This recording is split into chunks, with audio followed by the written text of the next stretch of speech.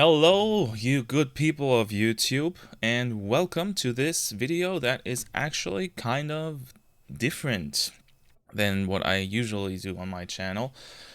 It is now almost 6 a.m., which is way too early.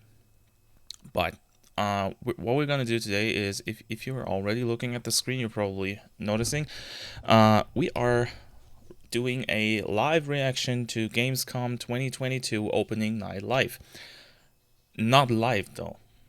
Like for me it's live because I haven't seen it, but for you guys it's recorded because I couldn't make it last night to when it was actually live.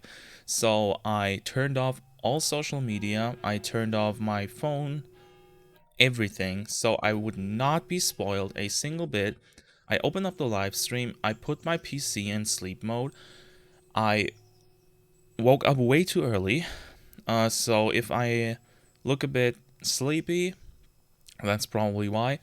I also have a bit of a cold, so if I'm sniffing a bit or got a sneeze or something, excuse that. Any weird sounds I make, that's the cold. Nothing. Okay. Yeah, that's about it. So I want to see this. I'm really excited for what we're gonna see. Just before I start, like a quick rundown of what I expect to see. We're gonna see Sonic Frontiers, right? That one's gonna be there for sure. The date leaked out. What was it? I think November 8th or something. I'm guessing that's actually the date. So we're gonna get a new trailer. We're gonna see the date confirmed, and then everybody's gonna say, "Oh my God, it's launching one day before God of War," and that's true. But let's see how the game looks. I thought the latest trailers all looked pretty good, so I'm excited for that game, especially after I recently played Sonic the Hedgehog 1, and I really enjoyed that, so looking forward to Frontiers. Other than that, I could see a new trailer for WoW Dragonflight, because that is supposed to launch later this year. We don't have a date yet, and we're running out of time for that, so I'm expecting a trailer for that, like a date drop. That would be cool. Other than that, I don't really know. Maybe another Callisto Protocol trailer, like Geoff Keighley kind of pulls that out every time he gets a chance. I haven't really followed all the Gamescom stuff, so I don't know what's gonna be there 100%. If there's something confirmed, we'll see. We'll see. But that's what I expect. Maybe a trailer for the new Final Fantasy, the Final Fantasy 14 patch that dropped yesterday, 6.2.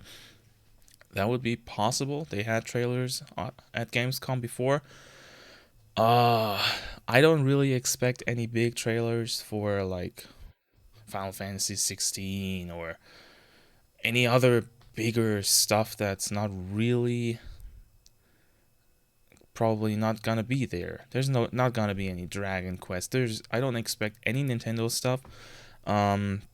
So anybody that expects, like, I don't know, Breath of the Wild 2 date or something, you're out of luck probably. Yeah, that's pretty much all I can say about that, because I don't know a lot and I'm just rambling, so that's probably boring. So let's get into the video. I just took the live stream that GameSpot put out because the official video had subtitles forced on. I couldn't turn them off, and I don't want that because that's annoying as hell. So I searched for another one, and yeah, let's hit it, I'd say.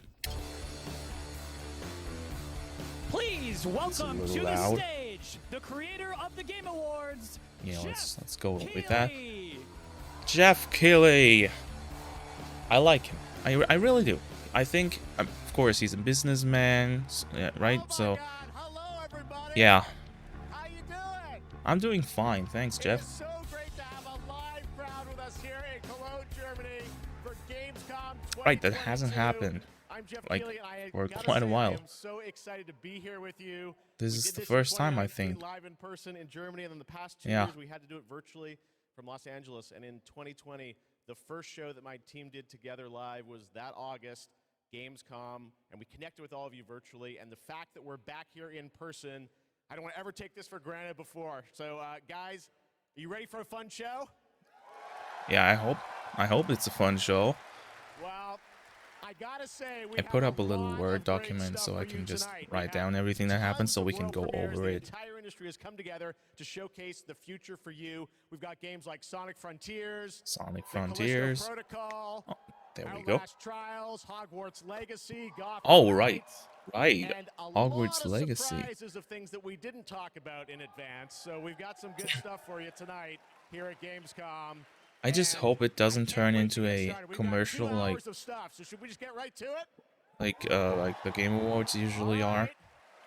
I love the roar of a live crowd, and because we got a live crowd, we got to surprise you with some stuff tonight too. So let's start things off with our first world premiere. It's a new world from a brand new team that has a bold vision. Let's check this out. This always seems dangerous, opening with something like that, because people don't know shit, right? They don't know anything about that. Oh, that looks cool. We want the community to build this. We want it to be their worlds. We want them to tell their stories in their game. I think it's human nature to navigate uncharted territory. To find it's a live service. Free to explore, to be creative, and to share amazing experiences. The world looks cool. Experience that's unlike any other, which is such an exciting thing to be part of. I think ultimately, like, that's kind of been the big ambition, is to create this kind of like open world that can be built out in every direction. I think it's every day is a new discoveries and it's constantly growing. This is like a sci-fi game, sci-fi fantasy stuff. What it means to represent yourself digitally. This is more than a game. It's a labor of love. It's a labor of passion. The dream What is to it? create a whole new world for the next generation of gamers, and I think that we've kind of captured that. What is that? Players will play a massive part in this. It's not going to be just our game. It's not going to be just what we decide to do with it. There's something in it that will definitely appeal to you, no matter what it is that you love to do. Yeah, I don't think so. Aspect of all this is that people are going to get to see what we're doing for the first time. I'm just so excited for people to see what we've been spending the last 5 I like years the look. pouring our hearts and I souls into. really do. I'm excited to see how they feel about it, even though they will have to wait just a little bit longer. Everywhere has become more than just a video game for us. And today, we're delighted to give you a peek behind the curtain at what we've been working on. Wait, everywhere? Is that what the game's called? Is it called Everywhere? I like the concept art. That looked really cool, right? So, oh. Wait, I know that. That city looked familiar. Don't we know that? What did that look like?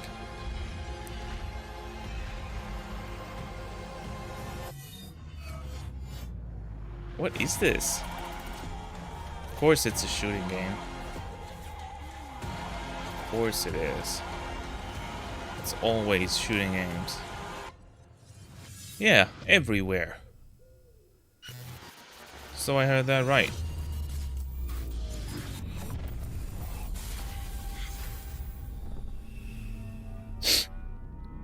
What is that? Time for a new world. That looked like it had some kind of VR setting, right? There you go, everywhere, and I'm sure you've got Adam a ton Whiting. of questions. And joining me now from Builder Okay. Rocket Boy is Adam Whiting to hopefully answer some of those. Yeah, Because, do. Please we're do. a little confused, but we want to know a lot about this. So tell us. Yeah, everywhere, we're what all kind of game is this? confused. What can you tell us, Adam? Well, firstly, can I just say it's really exciting to just be here, and we've been looking forward to coming out of stealth mode, and really delighted to start the conversation Man, today that- here at Gamescom. Now, That I was won't be able weird. to reveal everything, but what I can say is that really we're not trying to make a normal game. I think the scope and ambition of this project are quite unlike anything else. Okay, let's pause this for a second. I want to go back to the last video because I bashed the subtitles before, but they're probably kind of useful because I'm talking over a lot of the stuff here, but you guys probably want to see and hear everything. And yeah, might be better to not skip that, right? Please. There's the Everywhere trailer. Quite unlike anything else. Yeah, there we want to go. build a whole new world for gamers, and not Now just it's gone. play, but watch, share, create, hang out with your friends, and so much more. They're gone. Well, I gotta say, the end Closed of the trailer, captions, I think unavailable. we all were taken aback by, whoa, change art Gotta style do it like seems that. Totally different. What, is that part of Everywhere? What can you tell us? Well, Geoff, that's one of the many surprises we've got in store for players. I mean, Yeah, we are well, passionate okay. about making games and telling stories, but ultimately we made Everywhere to be a place where players can make their own experiences, be who they want to be, and tell their own stories. But we're still passionate about making immersive and cinematic experiences that players can just get lost in and enjoy. I guess you could say we want people to have their cake and eat it, and Everywhere is the place that can happen. All right, well, definitely. Yeah, that's what I wanted to say. Vision for what This you're doing sounds here. like The other question just I'm sure we're all wondering okay. is, We're doing let's say a date on the trailer. everything. Any sense of when we're going to get to play this thing? Where are you at in development? Well, I'm delighted to say that we aim to have Everywhere in the hands of players in 2023, but we've got many I more don't think things so. to show and tell over the coming months. I We're really don't think excited so. for you to sign This- up on our website, everywhere.game. But really, today was just a sneak peek behind the curtain to see what the team has been so hard at work on. And we're really excited Well, to get this let- in the let me hands of put that players down. as soon as possible. Amazing. Well, Adam, thank you for sharing the reveal here at Gamescom. It's awesome to have so many European studios on stage. And tonight, we've got a lot of European studios that are going to reveal their games for the first time. And right now, we're going to move to another world premiere announcement. Another world premiere. Okay, let's see it. But let me just quickly say that I think Everywhere seems to be a bit overambitious. This might turn out to be not really what it promises to be. Funcom. Haven't seen that name in a long while. I must not fear. Legendary. Oh, that's the... Is that Dune? Fear is the mind killer. I haven't seen the movie or read the books or anything, but I've seen concept art and that kind of looks like it. And there were rumors about a Dune game coming, right? So, and that looks like a Dune. Fear is the little death that brings total obliteration. So, that's probably it. Oh, he's standing up. Oh, okay. That was a cool shot. Now he turned to look down, and what the fuck is that? Oh. Oh. Face my fear. What was that, big mushroom? I will permit it to pass over and through me. Also, they got breathing stuff here. Probably because the air on the planet isn't great. And what's that? Climbing gear? There will be nothing. Yeah. That's not fighting gear, man. You can't fight that thing. Oh. No, it is climbing gear. Only I will remain. Yeah, it's Dune. Okay. Dune Awakening. Whatever the hell that is. I'm intrigued. Let's say that. A Dune open world survival MMO.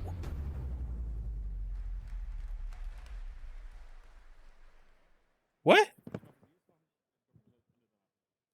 Trust me, the fun is just beginning tonight. That didn't look like an MMO at all. Fans of PlayStation. Yeah, PlayStation's good. PlayStation's cool. We've got a fun surprise for you. I said, What? PlayStation, what can we do for all the fans coming together here at Gamescom? And right now, I'm honored to share this global PlayStation announcement with you right here at Gamescom. What is it? Let me guess, it's a controller. It's the Pro controller. That was rumored for like ages now. It looks like a controller. Look, there's back paddles. Yeah, that's the controller. There we go. It actually is. What the hell is that? There's bumpers on the... Yeah, it's a PlayStation Elite controller. It's based... Look. DualSense Edge. Look, it's the same thing. It's just like... This is Xbox. This is PlayStation. PlayStation. There you go.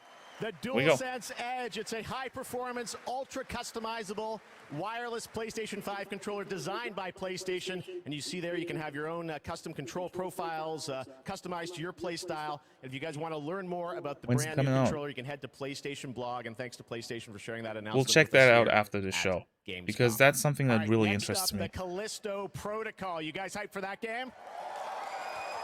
I am, because it looks cool, but they kind of overshow it.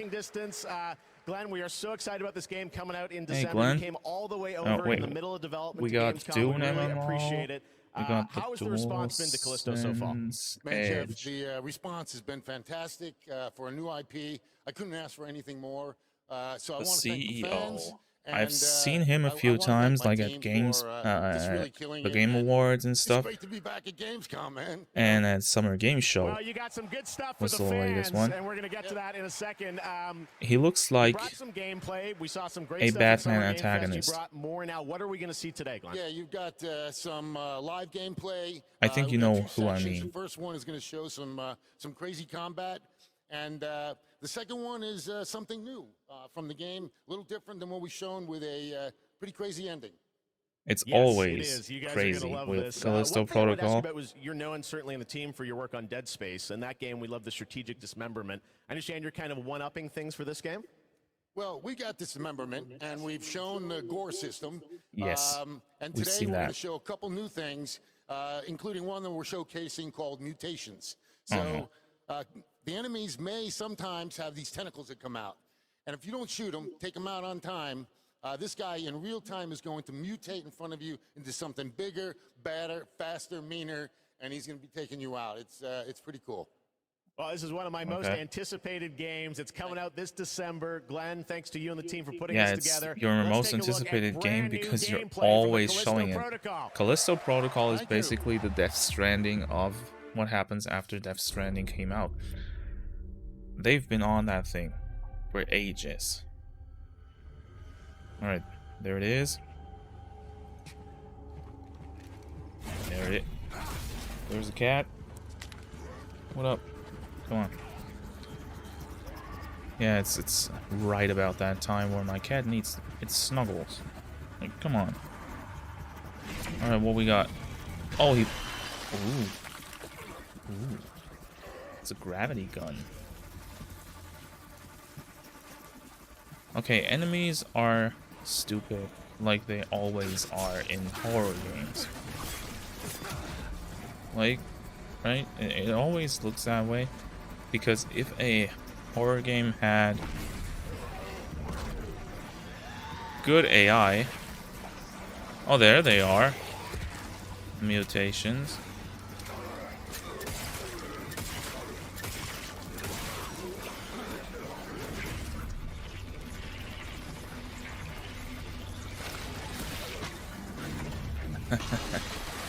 That thing looks way too overpowered though. But it got charges, right? I don't know, you can recharge it. Hey, he shot his head off and he's just going. Okay. So that your usual horror trope doesn't work, I guess. Oh, there's the tentacles. It's probably gonna mutate now, right? Yeah, there we go. Oh, it grew a new head. And it seems to have gotten stronger. Would be funny if it just reversed the grab. Like if it just took the gun and threw you in. That'd be kind of weird. I can't go down, I'm recording right now. Alright, what's that? Ugh. Ugh, that's nasty, man.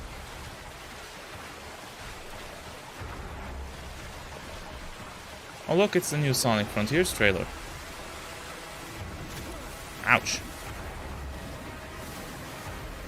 Uh-oh. This is gonna end badly, isn't it? Oh shit. Ah.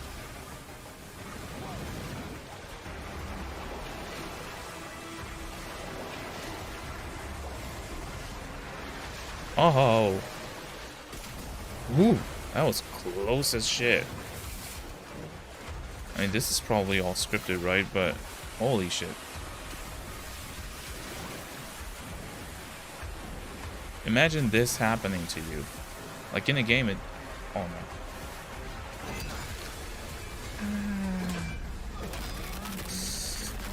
Ouch.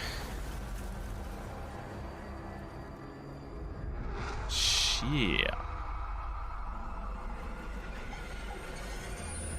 That hurt. Yeah, that hurt like crap. He's just pretty like, good, right? yeah, that was fun. We got lots more coming for you, but right, Right. now I want to introduce we my got co-host for ONL, Calisto Melly, welcome to Protocol. ONL. Thanks, Geoff. I'm so excited to Oh, be here man. at Gamescom. Hello, everybody. I'm afraid of playing this I'm game your because it guide makes for me tonight feel for all the happenings around Gamescom, and I'm really, weird. really excited to be here because the heart of gaming is beating once again, and game devs and publishers from all around the world are making their way to Cologne to show you hundreds of new games. So if you're not here yet and still can come by, make sure to drop by, and if you can't, make sure to drop by next year because it is definitely worth a visit.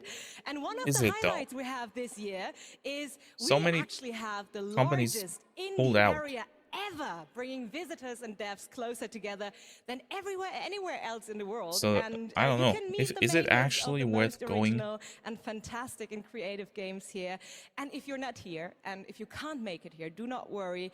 You can also check out the Indie Arena booth online at gamescom.global.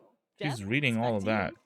Thank you, Melly, and you'll be with us all night. We've got Gamescom awards to That come wasn't and really other things too. really studied Let's well. Get right back to the world premieres. Sorry This next about that, is Miss one Malik, you've been waiting but for a long time to see. Let's take a look at this brand new world premiere. Just looked like she read everything from her little paper. Okay, what we got?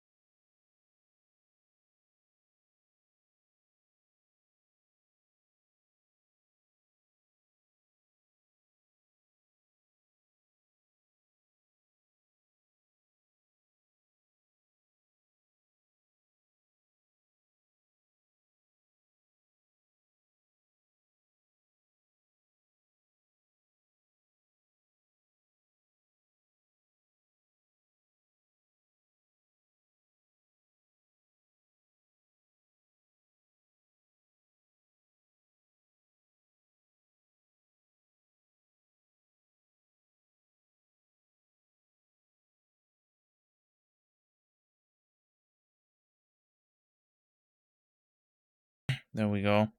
I should have muted it before that because I'm talking over this, right? So, yeah. We all learn from mistakes, I guess. Let's see if we get a strike on that. What is it, by the way? It looks like a Souls game, from what I can tell.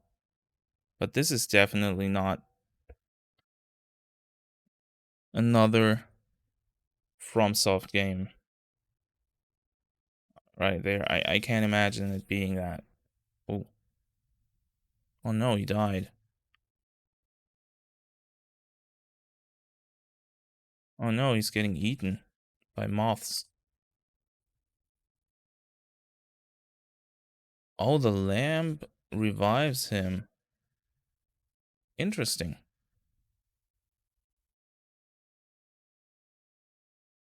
Oh. Oh. Oh, that's a bad place to be, man.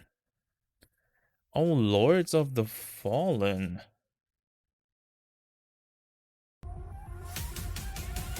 Okay. Okay. That's right. They dropped the two. The Lords of the Fallen. All right, now it's time for another You're right, that was a game announcement. The sequel to a game that redefined the term couch co-op. Check this out. A sequel to It Takes Are Two? You struggling? Missing your regular FARTs? What's Have an you tried FART? going online? Become a Visit fart. exotic destinations. What is that? Move your dreams, whoever you are. Apply today. No This could be skills? you. No worries. Everybody's welcome. You're What's with the hired. character designs? Oh, that's... I saw that before. New opportunities. Work alone or with a friend. Or two or more. I've never played this.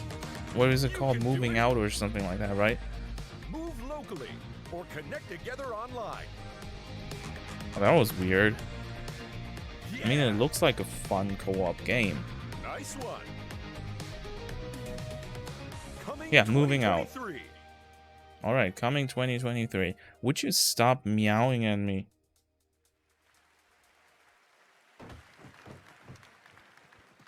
Yes. This is why I don't usually do live streaming at this time, or streaming or recording at all, because my cats go crazy in the morning. Yes, it's time to Oh, there it step is, into the Hogwarts Potterverse. Legacy. You guys excited for Hogwarts Legacy?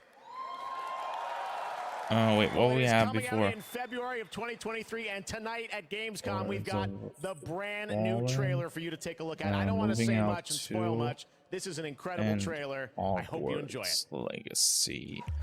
Alright, how far are we in? 20 minutes, so we still got a lot to The go. more we know about Salazar Slytherin and the dark arts, the better prepared we'll be. This is like a prequel game. I will notify the headmaster immediately. Yeah, I think it's a prequel game, For a reason. story-wise, Spell that to can save your life shouldn't be Harry Potter unforgiving. stuff. The dark arts seem harmless until it's too late. Oh no. None of us will be able to avoid dark magic forever. What do we do now? It's up to us. Crucio. I can teach you Crucio, or I can cast it on you. I'm not really a big Harry Potter guy. I'm ready. Crucio! Yeah, you can have male or female character. I hope the character creation isn't just picking male or female, but actually making them like look like you want them to, because I don't really like the character designs of both.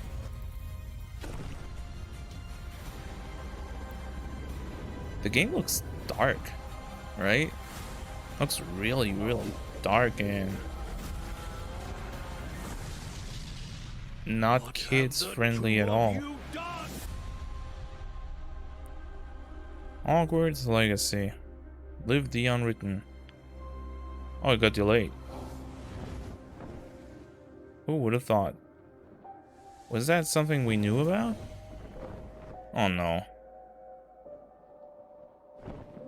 72 hours early access. Of course. Of course that's the thing. February 10th. New Tales from the Border. Oh my god. Borderlands now. Oh. Joining me is the founder of Gearbox Entertainment Company, Randy Pitchford. Randy, great to see Oh. you there. Thanks for the intro. How cool Geoff, is I think a lot that? of these guys probably know me from my work at Gearbox creating Borderlands. Any Borderlands fans in the house? Well, I got good news. I know some of you hardcore folks saw the leak, but I'm here to officially announce new I didn't, Tales from the actually. Borderlands. So tell us about this. We remember Tales from the Borderlands. This is new Tales from Borderlands. This new characters, new story. It is. You know, I loved the original game, and so that's why we got some of the It's original supposed to be storytellers really and good, writers right? that were back in the day at Telltale, and developed an all-new storyline with all new characters, created Awesome. with, production I from love Gearbox that. That's Studio great. Quebec. It's an all-new experience, and we're here to show it for the first time today. You guys want to check it out? Let's do it. We It's got coming Tales soon, from too, the right? Borderlands That's too. right. Coming in October of this year. October this year, all platforms. Awesome. Wait, that's in Let's 2 take months. A look, Randy. This is exciting. New Tales from the Borderlands. First It's to actually super soon. Most stories in the Borderlands start bloody. They end bloody too. Oh no. Sometimes, all it takes to change the galaxy is a trio of losers trying to get through a bad day. Okay. We are in the middle of a TDR invasion. Leave immediately. This Yeah. area is now under TDR jurisdiction. Who's that? There was a vault key being kept on the station. If we can find whatever's in that vault before TDR does, we can change our lives. Okay. Oh, it's nasty, man. We're bad at this, like really bad. He's Fran. Mini guns, talking guns, guns with legs. I'm gonna blast you so freaking bad! Yeah! Shut up, Richard! I like how Borderlands always keeps its humor. And now we actually can. But more importantly, we'll be drowning in cash. It's time to make mayhem your business. People like this. New Tales from the Borderlands. If you happen to see any corpses along the way, don't worry about them. They're just, yeah, don't worry about them. It looks like a fun game, right? Oh, it's coming to Switch. Interesting. What's the first one on Switch? And join the deadliest spectacle of this season. What's that? Techland. I'm gonna tell you a story about a species that survived millennia. Homo neanderthalensis, Homo rhodesiensis, Homo erectus, all of them wiped out by the deadliest species of all. Us. I am Astrid. This is the new arena. And Is my that? advice for you? Stay alive.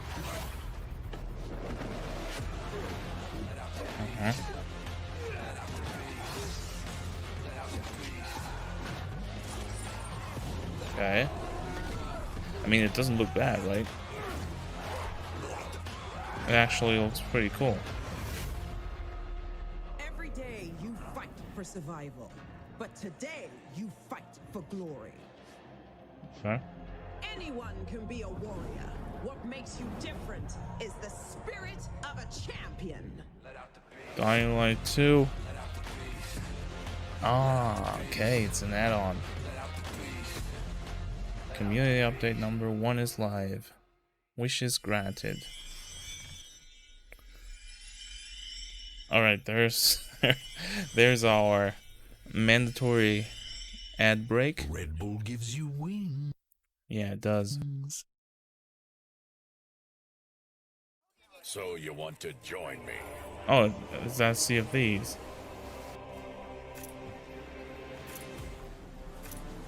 No, I think it's not. This is, what's it called? The Ubisoft game that got delayed like 200 years? No, it's not. I thought it was Skulls and Bones, is what it was called. But I don't think it is. That wasn't a strategy game, right? Tortuga, A Pirate's Tale. Product not yet rated. Okay. What are you?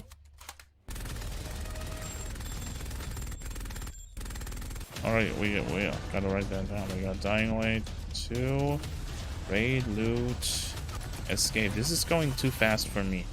Marauders. Okay.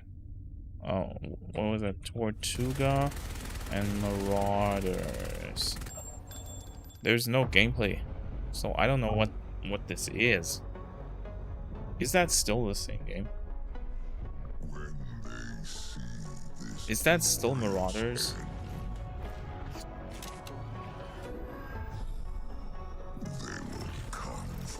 These are some weird character designs.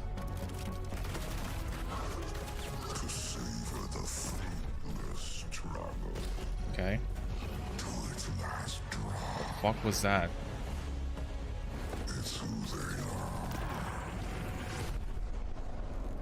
What is this? That's not Marauders, right? Looks completely different. Huh? Our shame reveal what they do then.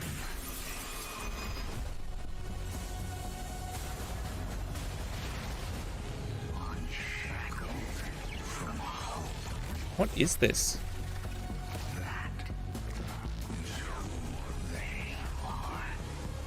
I'm not the biggest fan of the cinematic trailers that show absolutely no gameplay, because I have no idea what this game is about. I only see these cool green glow weapons. Lightfallen. Oh, this is Destiny. Okay, I see. Okay.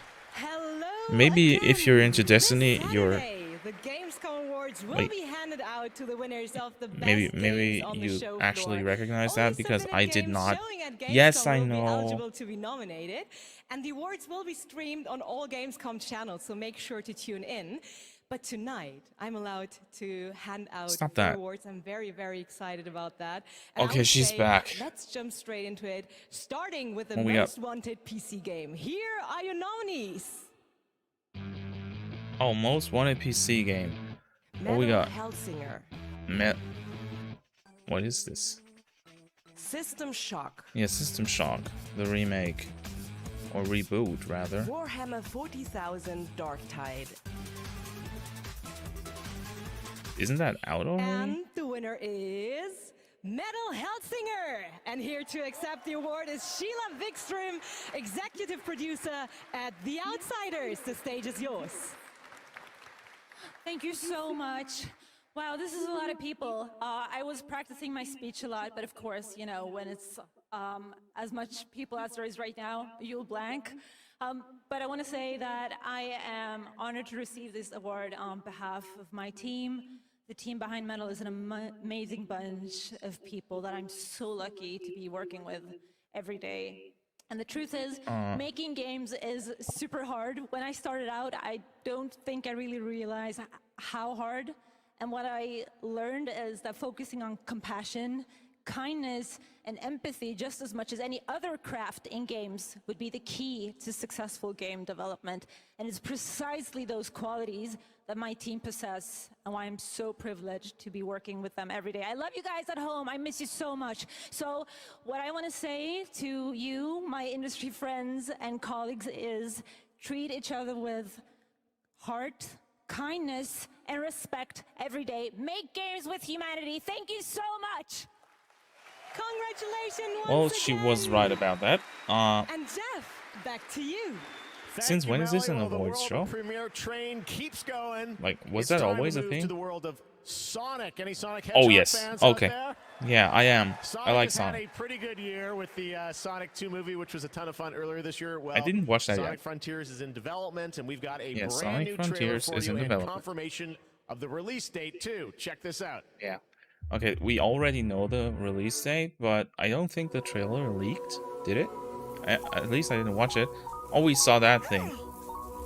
Sega posted about that yesterday. That's cute. A mysterious stranger. Your reckless actions endanger the world. So it's just like, fuck you. Alright, what we got? Oh, these are the pre-designed levels, right? They talked about. Oh, we actually get Sonic levels. Look at that.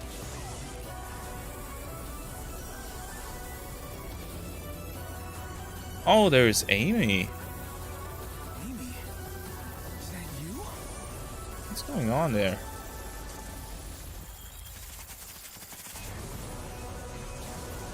I feel like everything about this game looks pretty cool, except for the combat.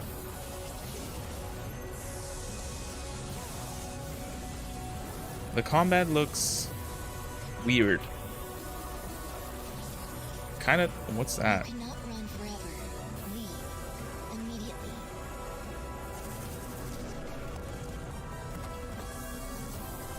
This is so dark for Sonic. Oh, there's a big one. Forge a new frontier. Sonic Frontiers. November 8th, yeah.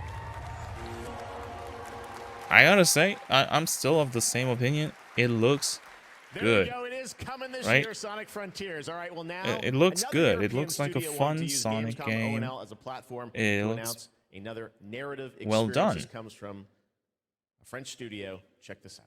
We'll see about how it actually plays, how fun it is, how the open world design works for Sonic, but from the trailers, I like it. Oh, Quantic Dream.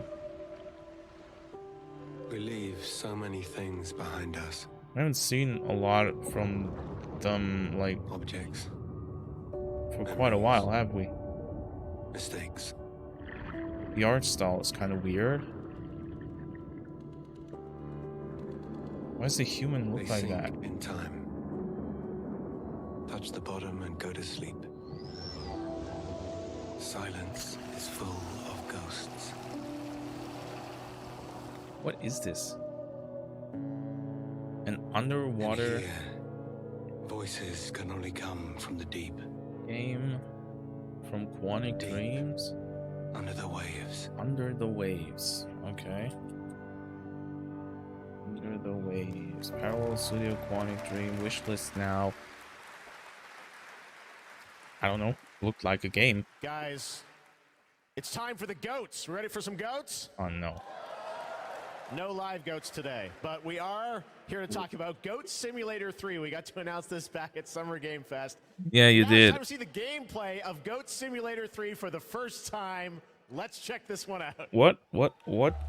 Like, if you're into Goat Simulator, tell me why. Please, I'll mute it for YouTube. Not again.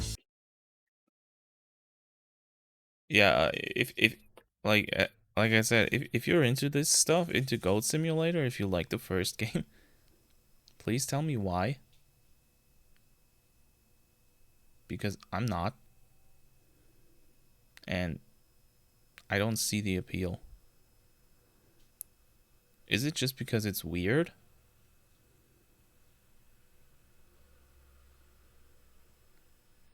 Because it looks really weird.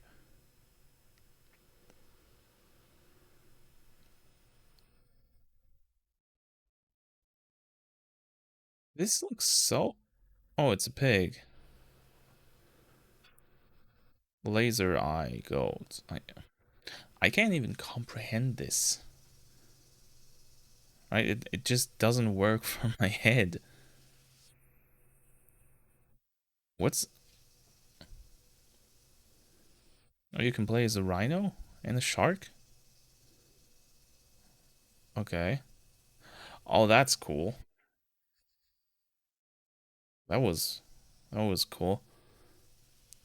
But as I said, I don't get the, like, what's the goal of this game? I don't understand. Whoa. Okay, Goat Simulator 3. 17th of November.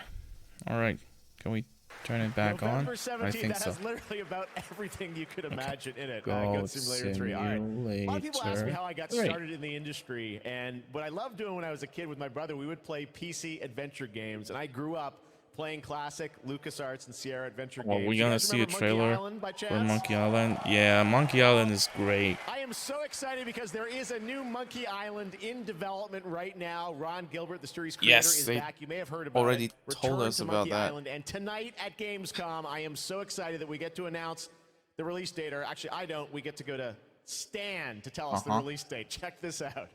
All right, Stan, hit us. Deep in the marketing department. Friends, it's your old pal Stan, coming to you through the magic of marketing to let you know that your search for quality entertainment is about to bear fruit. But I wouldn't be doing my job if I just dropped the details on you without a Featuring little build-up. classic adventure game with modern See the kind of swagger. fine dining establishments you'll be visiting. Clever Like this puzzles one. and even more clever jokes. And if escapism is your cup of flavor, you can't do much better than this exotic and extremely remote island. Okay. How did you find me? Return to Monkey Island launches September 19th, which happens to be in International Talk Like a Pirate Day. But you don't have to wait. You can order it right now, before it's even out. Something we in the marketing industry call a pre-order. As Great. a bonus, I'm ready to unload this shipment of beautiful horse armor to anyone who pre-orders Return to Monkey Island. It'll look fantastic in your inventory. Oi, you missed a spot. I've got to go now. I've got a lot of irons and a lot of fires. You know how it is. But I'll be back to steal every scene I'm in Return to Monkey Island. I'll see you there. All pre-order customers will receive the exclusive horse armor item in their inventory. Please note that the horse armor has no practical use in-game and in no way will contribute to the gameplay, puzzles, or narrative of Return to Monkey Island. Wait, so you get something you can do shit with. Oh my god. I think that was a fun take on pre-orders. Absolutely nothing. It just sits in your inventory. It just is in your I inventory. cannot wait for that. All right, now let's turn to the world of Unknown Worlds, the creators of Subnautica. As we've teased, they are here today at Gamescom to unveil a brand new IP, and it's a departure from Subnautica. It's a brand new turn-based sci-fi game, and we're going to reveal it for the first time right here. Actually, special guest is. Let's check this out. Well, like, Subnautica is really popular, right? Hi, I'm Brandon Sanderson. You might know me as the author of the Mistborn series, the Stormlight Archive, or as the guy who finished Robert Jordan's Wheel of Time. Over the last few years, I've been working closely with my friends at Unknown Worlds on the exciting project we're revealing today. You, of course, know Unknown Worlds for creating immersive and fantastical worlds like the incredible Subnautica series. When they reached out to me, I was absolutely thrilled to help craft the expansive sci-fi universe in which their next game Okay, so is he's set. an This author. secret has been a hard one to keep. Yeah, and I we're know. so excited to finally show you what we've created together. So, without further ado, this is Moonbreaker. Okay. Just a quick second, I want to open the door because I feel like she needs to go to the toilet. Do you need to go to the toilet? Is that what you want? Seems like it is.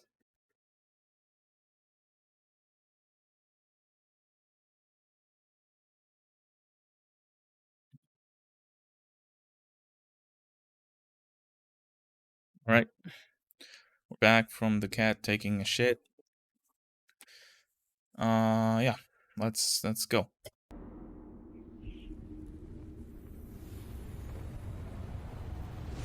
What do you call it? Moonbreaker, right?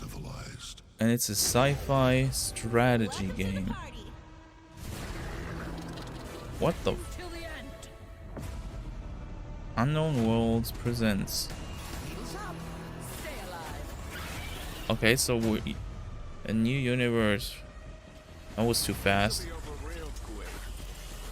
Oh, you're playing as figures. Okay. This is weird.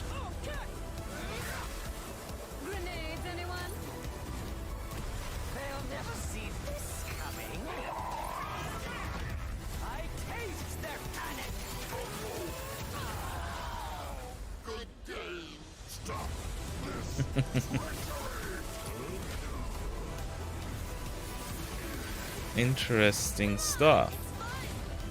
Incoming assist, orbital strike, okay. And now victory. Build. Oh, you're building your own figure? No. Paint. Oh, you do. Huh?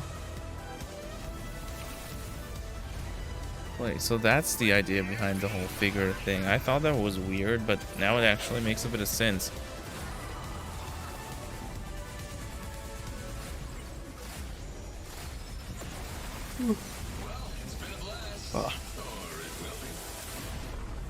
Moonbreaker. Many ways to play. Get it? Early access September 29th. We don't want early access. And joining me from Unknown Worlds is Charlie. Okay, Cleveland. that looks Charlie, Moonbreaker. It's kind real of and interesting, it's actually. So different than Subnautica. So Yes, tell us, it is. This departure. You guys like to kind of reinvent yourselves every game, right? Yeah, so people thought we were kind of crazy for making Subnautica after making Natural Selection. We went from a strategy shooter to a pacifist underwater game, survival. So I feel like we've done this before. you know, we love changing genres. Apparently. Hoping, you know, our Subnautica fans will still come along for playing a digital miniatures game. I hope. Well, it's so cool. A digital miniatures game. Everyone loves miniatures, but how do you translate that into gameplay? What is the gameplay of this game? It's a strategy game, right? We're kind of channeling like Guardians of the Galaxy or Firefly kind of feel. So you can see that from the colorful art style we have. Yeah, So you choose a that captain looks really and 10 cool. crew, and you build a roster, kind of like a traditional miniatures game. And every unit in the game is really like strange and special and kind of game breaking. Yeah, that was something Yeah, you deploy you units could notice. and you move them around on the battlefield, and you get all these crazy game-changing powers, kind of like Hearthstone meets XCOM, kind of. Well, I love, I mean, you see the gameplay here. It looks great, and it's coming Okay. soon, as we said, end of September, so you're not early access, you're not going to wait long. It But looks the thing I want to get to interesting. is the painting of miniatures, which we saw a tease of in the Painting is trailer. And I know you really actually- an interesting painting was feature here. cathartic for you sort of during the pandemic, right? Yeah, so the painting, I mean, you can't have a miniatures game without painting. And during the lockdown, I just found myself like learning to draw and just zoning out and feeling really relaxed when the world was basically falling apart I don't know around if you us. heard that, but that was And we really try to loud capture bird. that feeling. It's not like Photoshop or like special technical tools or anything like that. We just simulate washes, dry brushing. We've got decals. This feels like you're actually painting a real miniature. And I have to say, because everyone is surprised by it, like all the miniatures you see painted in the game are all painted with the tool. So it's like actually pretty powerful. Amazing. Well, it's so cool that you're revealing it here, and it's playable at Gamescom, right? It is. It's here. You guys are the Yeah, first that ones looks to play interesting. it. Wow. And oh yeah, it's more. We're over in the Crafton booth. Okay. Crafton booth. And for everyone else around the world, they're not going to wait long, right? Yes, we'll be. I hope they have some kind of feature to share your open weekends, and then we're going to be colors, launching into right? Steam So Early Access September 29th. So it's really close. Only a that, month that away, would make Charlie, it a thank great you so much for community coming thing. all the way out here. Thank you. I know you had a tough time. My pleasure. Here, but Thank you, made it. everyone. All right, Charlie Cleveland with Unknown Worlds. All Thank right, you so much, Charlie. Moonbreaker. Did we get something before And that? now it's time to Monkey reveal Island. another game with a very catchy tune in the trailer. Check this out. Island, Moonbreaker. A very catchy tune. Let me tell you about the friends that invested What is all that? they had on a shady site that looked like a scam. It said buy this magic cards to play the coolest game and fight against your friends with no consequence.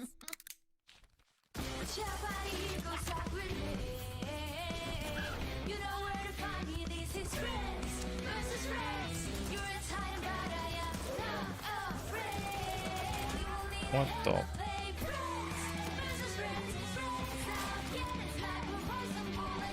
Friends versus friends.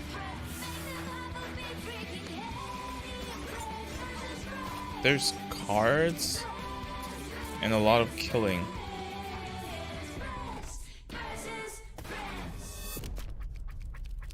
Yeah, it's a card-based shooter. Oh no, the gameplay doesn't look that great. Coming to PC and consoles. Wishlist now. Okay. Not really my thing. Inspired by the familiar story of Friends Pinocchio, versus- Lies of P is a Ooh, new Lies of action P. Souls-like game That is looked coming out really from good in Neowiz, its and you latest guide trailer. Pinocchio on his unrelenting journey to become human. This game looks absolutely great, and we've got a brand does. new gameplay trailer to show you. And Show this me. game is also coming to Xbox Game Pass on day one. Let's check it out. Really? Well, that's $70 that I don't have to spend. The great writer Carlo Collodi. Can you hear me? Lies of P. I hope this Last trailer looked really good. I'm excited for this. This city is falling apart. Chaos, madness, death. And there might be no going back. But you can change that.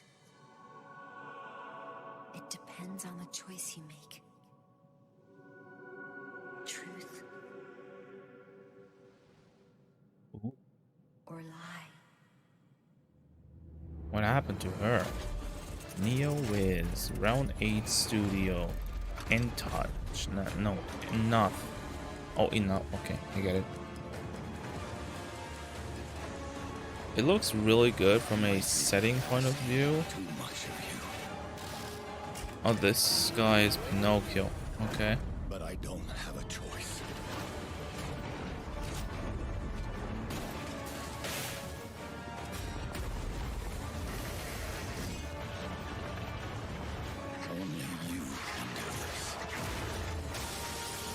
Please, help me.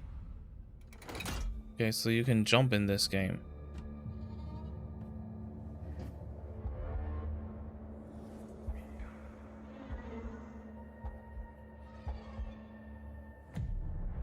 Finally, we meet, son. Oh. Geppetto. The stage is set. The light shines brightest in the darkest of times. What's a V? All right, buddy, I'm here for you. Don't worry. Oh, gameplay. Don't give up. Look how nice that looks.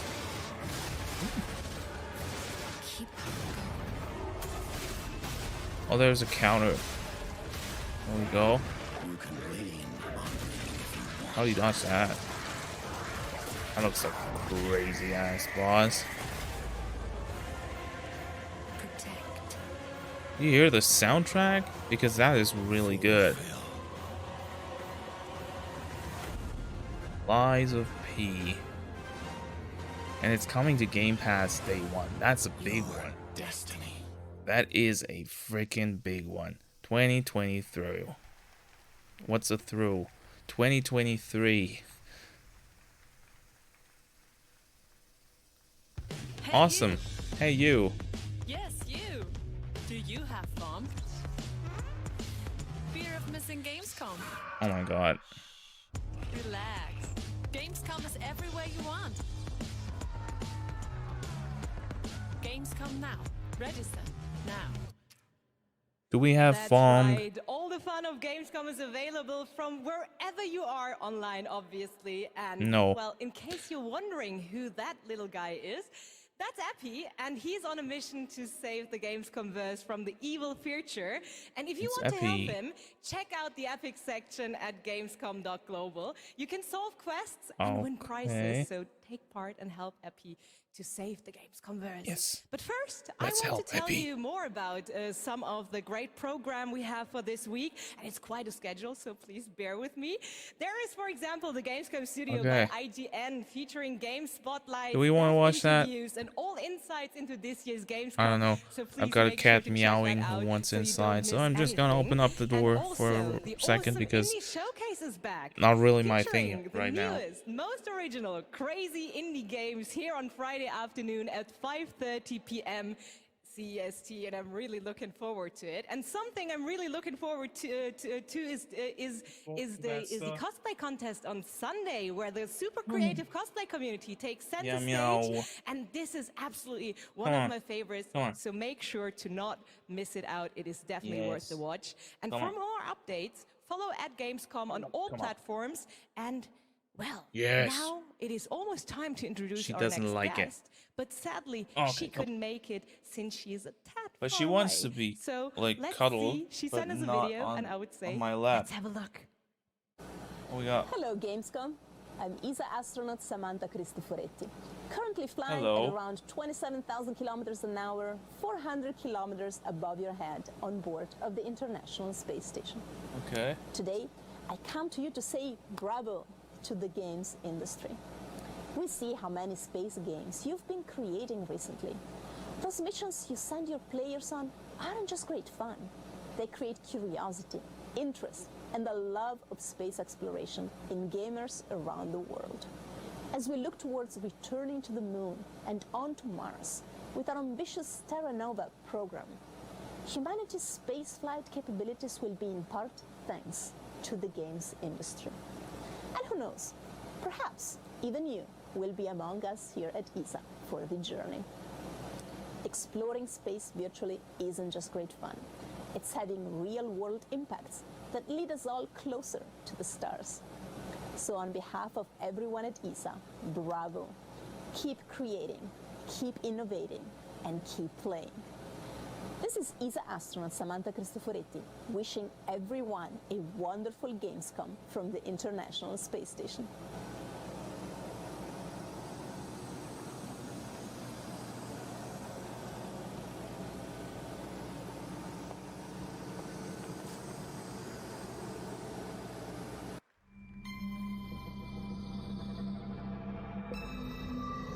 don't even know what to say about that.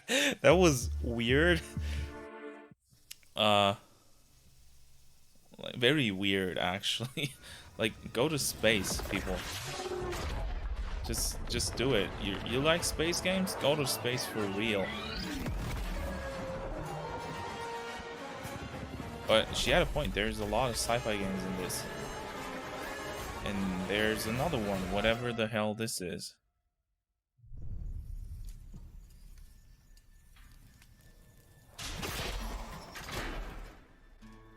Brave a new world. Backwards.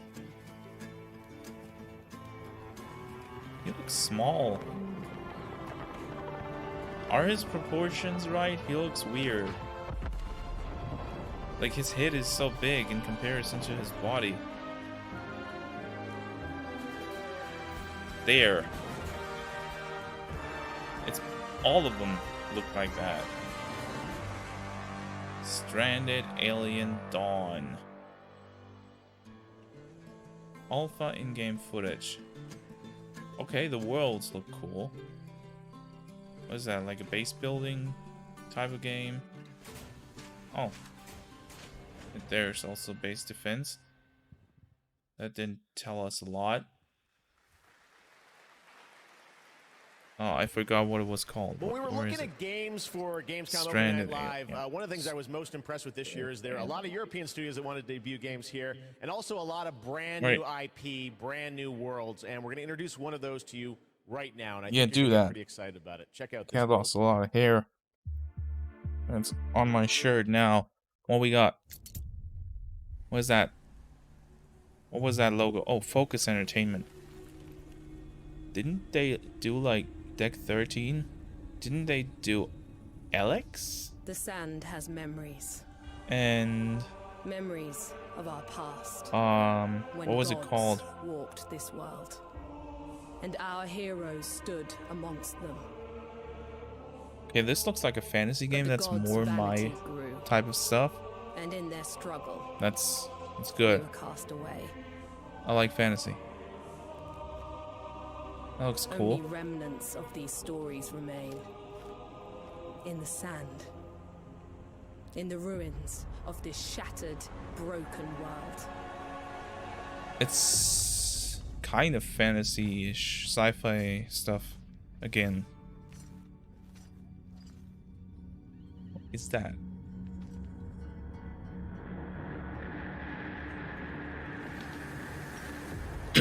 Oh, we got like sand magic. That's cool.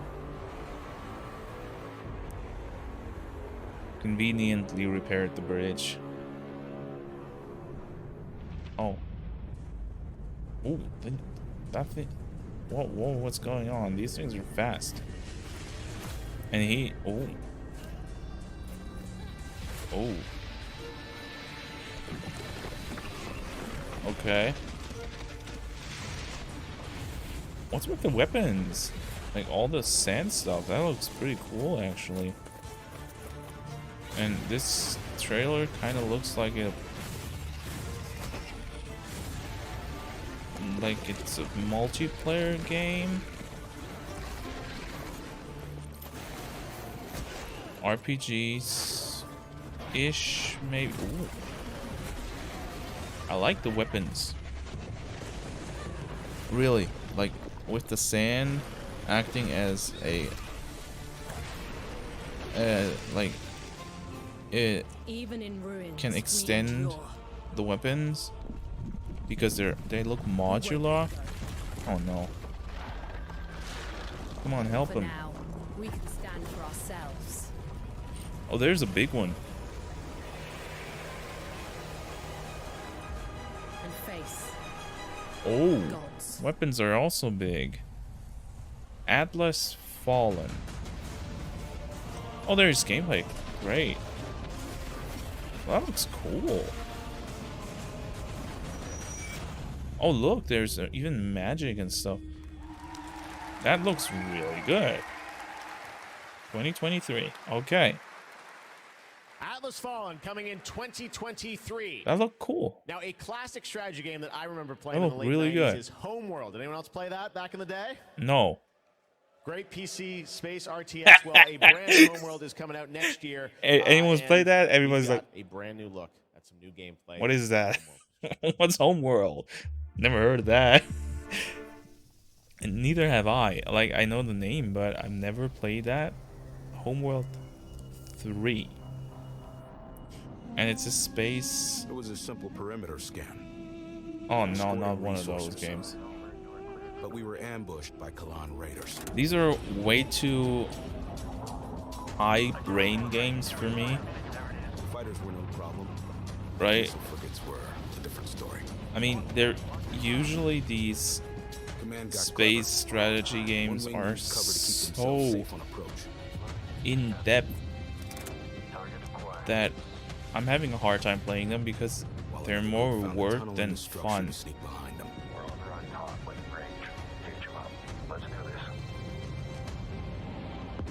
It worked. I guess it's cool. I don't know. Really, I don't. I don't get these games. Bombers, they're just introducing strategies.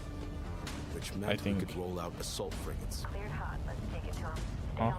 The raiders weren't pushovers, but command countered their hit-and-run tactics. The way their carrier exploded, beautiful. Beautiful. And we even grabbed a little souvenir. That missile frigate is ours now. Great. Homeworld 3. Wishlist now launches first half of 2023. Not my type of game. Doesn't mean it's not good. It's just really not what I play. Now today is a big day, speaking of threes, because it's the version 3.0 update to Genshin Impact, which is an incredible action RPG from Hoyoverse. Well, today we've got an exclusive new look at version 3.0 and the new Rainforest Nation, as well as a sneak peek of a mysterious ancient civilization and settlement. I've never played Genshin Impact. I know how popular it is, though. People love that. And yeah. Didn't they also announce a new game that looked more like a bit sci-fi Overwatch-ish? I mean, it looks really cool from an art style perspective, right? I like how the game looks.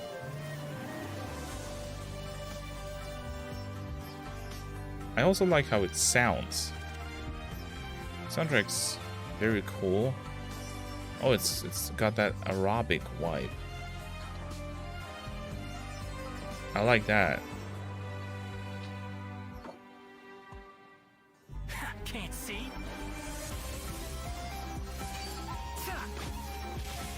I'll uproot you. There we go. Yeah, bows as a weapon. What is that? Oh, boomerang. Cool. Okay.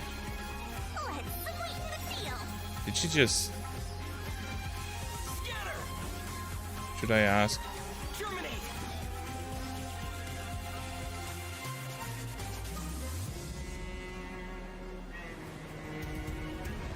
Okay, what's going on?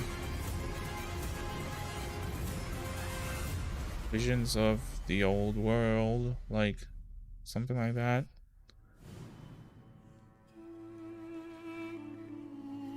Okay.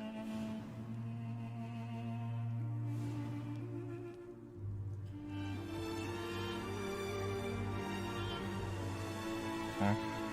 I mean, as I said, it looks like a cool game. The soundtrack seems really good. I just haven't gotten into it at all.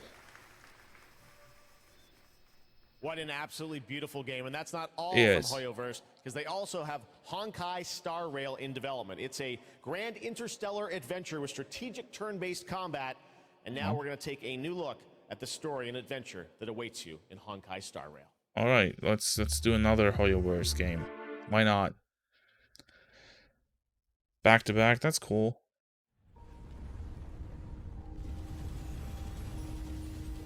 They always do these anime style games, right? I mean, I kind of like that style. Looks nice.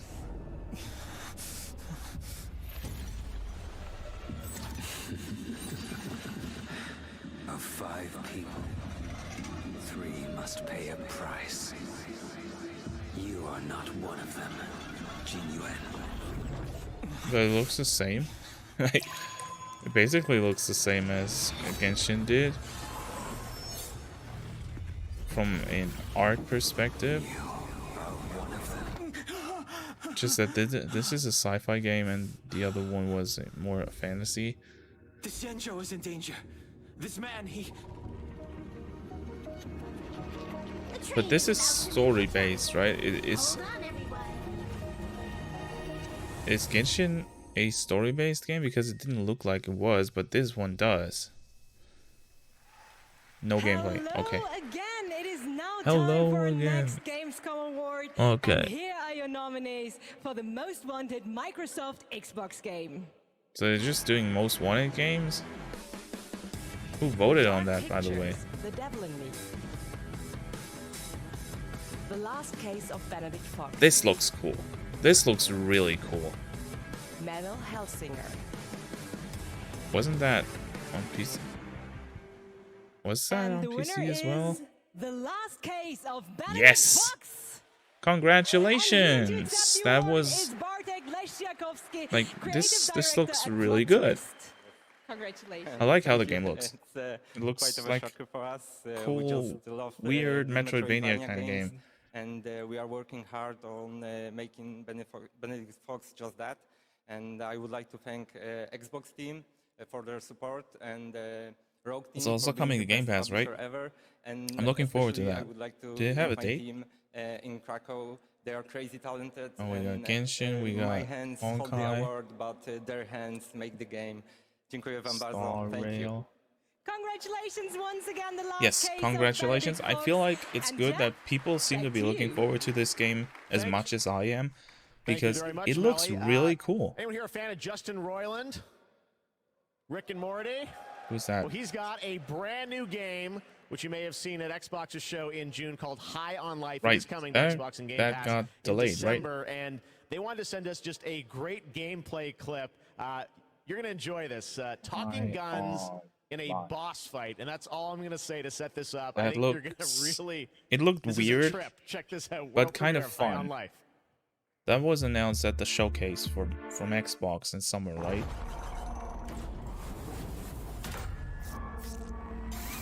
Okay, 9 Torg. Is that supposed to be a joke I don't get? 9 Torg. Wow, we're actually hitting her! Holy crap! That was cool!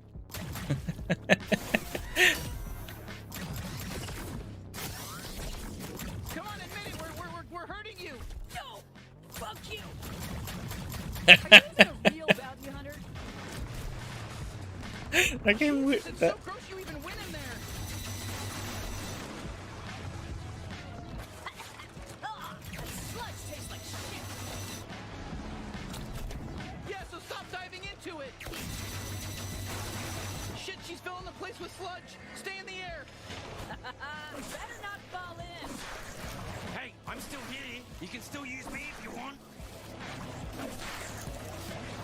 I can deflect attacks. Did you know that? I'm not just all about stabbing. Well, I'm mostly all about stabbing and tethering, but I can also deflect attacks. I'll slice them to fucking death. I'll cut their fucking heads off. I'll rip their limbs. I'll fucking do everything. Oh, I'm gonna fucking cut right into them. I'll cut their fucking asshole off and eat it. You know, this sludge matches your toxic personality. Fuck off! That wasn't even a good one. Surprise! Flashback! What? I don't even know what to say. Incoming laser! They're playing this boss fight way too perfectly for a showcase. Oh, they got hit. Nice and squishy on the inside as the rest of them. Let me at her, bounty hunter. Wow, we're having our first real boss fight together!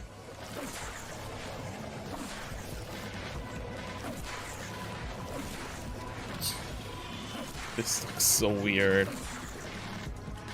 Okay, HP regenerates apparently. I'm the strongest out of all the Klowns. I'm impressed you made it this far. My ant soldiers are extremely strong. Honestly, I don't think they were. We're new at this, and it was pretty easy to kill them all. If I'm going out, I'm taking you with me. Just stay alive. I think she's basically done for.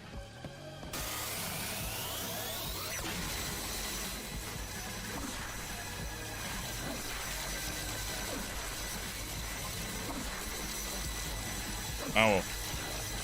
Maybe they should have given an epilepsy warning about this.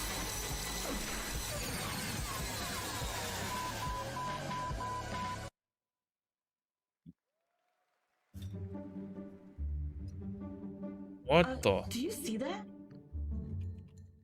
What? Where? What was that? What is it? Yeah, what is it? Wait, what are you? Dude, don't eat that. Come on, dude. Dude! You know she's gonna eat it. What? Yep. No! No! Told ya. Gross. That was a weird trailer for VR. Alright, it's Warhammer 40k Darktide. What is this? This is like a trailer. Tower of Fantasy. What is this?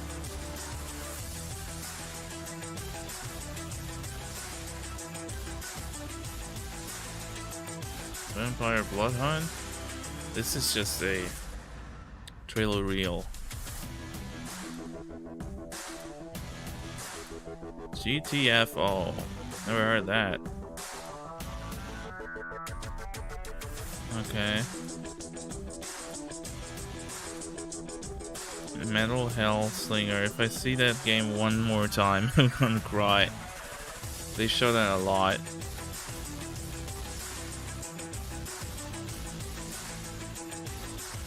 V Rising. PUBG Mobile. Great. Very good. Very, very good. Perfect. Yeah. What do these games got in common? Jump into the infinite. Level Infinite. What's Level Infinite? Is that like a developer? You've been selected from among More thousands focus of home. candidates Hey, Cutter. to join the Lynx family. You're from Earth, right? This is more than just a job. It's an opportunity. You ever miss it? Uh-huh. Caution. Oh shit, oh shit. Lynx, making the world a better place. Okay, I'm either feeling very tired because I got up so early, or I'm feeling very tired because the show is kind of having a lull. Work in space is true. The finest work sim out there. Something real special here. You don't have power here. What is this? Extremely replayable and constantly satisfying. We're expendable. I can hear them in the walls. Ain't a trade like it. Dancing between the ribs of a ship, gaze out at the rest of the human race, buzzing in the distance. That's when the sky fills up with flames. What's even going on here? May just be the most important game of the year. That's the way things go. And I cannot... Hard Space Shipbreaker.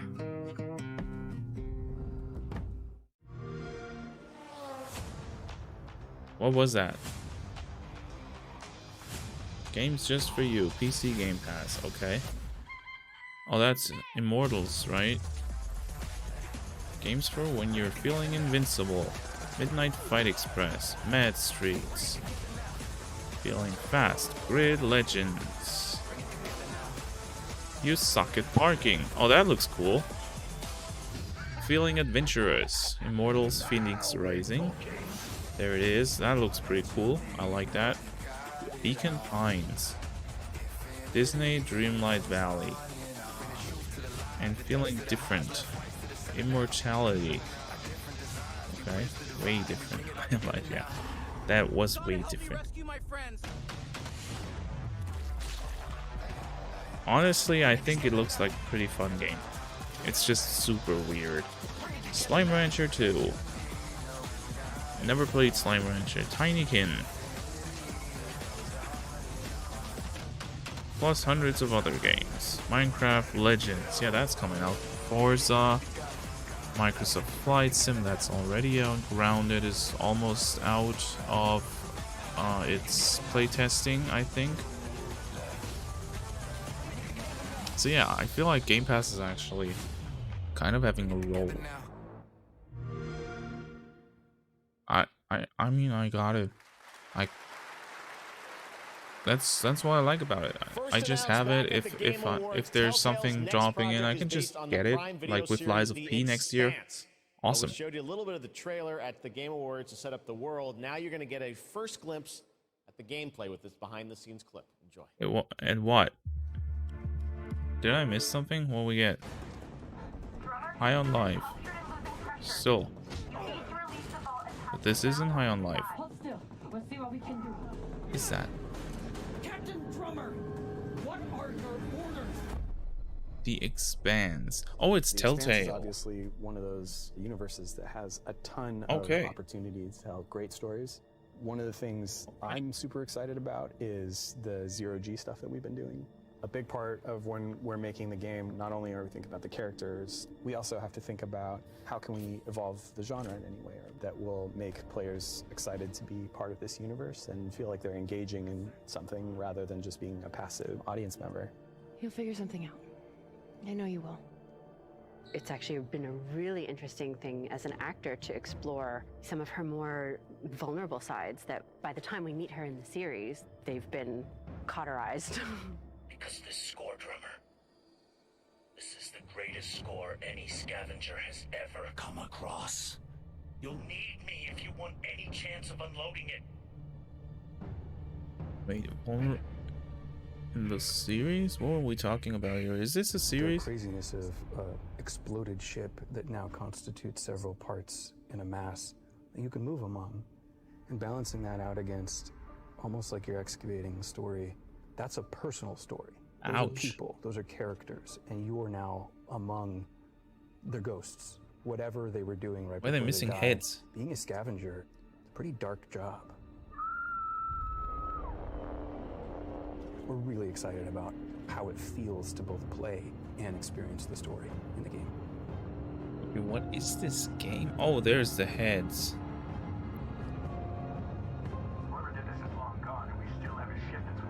It's nasty. Yeah, the Expanse. Is that like a series I never heard about and I don't get this? This is not a new franchise, right? The way they talked about from this. one medium to another. Yeah, apparently. Here's a film adaptation that into a game, which I don't think you would have ever expected. Check this out. Film adaptation into a game. We already got Dune, right? So what is this? Muted for YouTube. Okay. Alright. Okay. So we gotta mute this.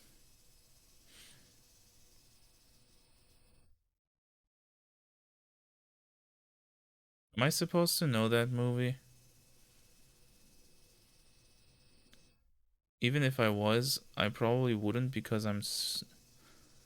Friday the 13th, the game. Is that a clown? Oh my god. What the? Killer Klowns from Outer Space, the game. A crazy new take on multiplayer horror.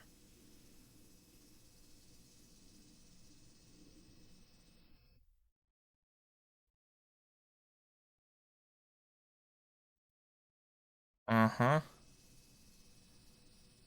Okay. Yeah, Geoff. We got it all tonight at Opening Night Live. Not my thing. Now we've got another brand new game announcement from a European publisher Okay, let's... for a sci-fi action adventure. Killer Here we go. Klowns. Let's just put that off. Sci-fi. And mute it again. Alright, let's... Everything's muted. I like that they tell us, though.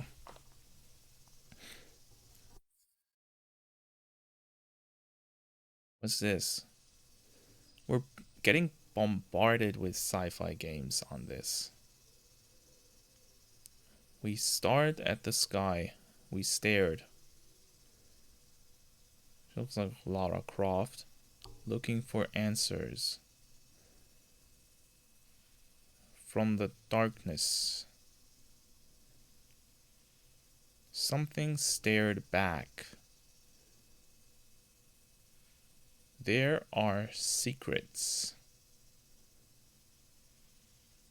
Okay.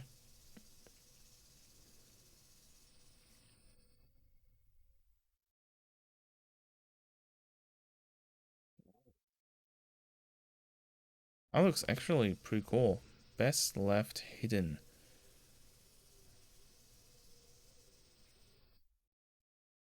Scars above. Coming soon. PlayStation, Xbox, and PC. Alright.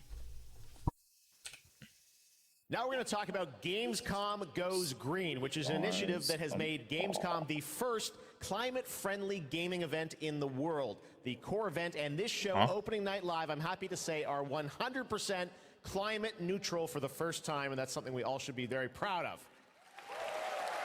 Good thing. You guys are part of that too. Good thing. Now, we're feeling this initiative, the climate change this summer a lot. Environmental program initiative, Playing for the Planet. So that's a good thing. First ever Gamescom Goes Green award to the best sustainability concept from an exhibitor here at Gamescom. And the nominees are Microsoft, Xbox, Yuki, and the Indie Arena booth. And to find out the winner, let's turn it over to Melly. Thank you, Geoff. And yes, the winner of this year's Gamescom Goes Green Award is Yuki. And here to accept the award is Dr. Joe Twist, CEO of Yuki. Congratulations. Thank you so much. Thank you, Gamescom, for this wonderful award. It's brilliant to be recognized. Thank you to the Yuki team who works so hard every day to be greener. Dr. Joe Twist. And thank you to the UN's Playing for the Planet Alliance for inspiring us to change. You know, it's so fantastic to see these amazing game worlds that we're going to play in over the next year. But you know, we only have one planet to live on. What's Yuki? And we only have one lifetime to make a change and to protect that planet so that we can continue to play our games. So everybody, whether you're a player or a business, can make one small change starting tomorrow, and together we can play more games together and save the planet. Thank you very much. Thank you, Joe, and congratulations once again to Yuki. And that's remember, important. It is really not is. only the organizers or exhibitors I lost my that shoe. can go green. All of you can also make a change by donating to the Gamescom Forest. So plant your Gamescom tree today. Geoff, back to you. What's a Gamescom tree? Thank you very much, Melly. Congratulations to Yuki. Now it's time to announce a brand new game from a new studio of industry veterans working on an ambitious new RPG. Here's the first tease. I like RPG. I don't like the word ambitious. Especially not from new studios. From industry veterans that brought you Fallout 3, Fallout New Vegas. Holy shit. Is that a new IP from the guys that made Outer Worlds? Something Wicked Games. In the crux of reality, there exists two lies. One before the shadow, and one behind the eye.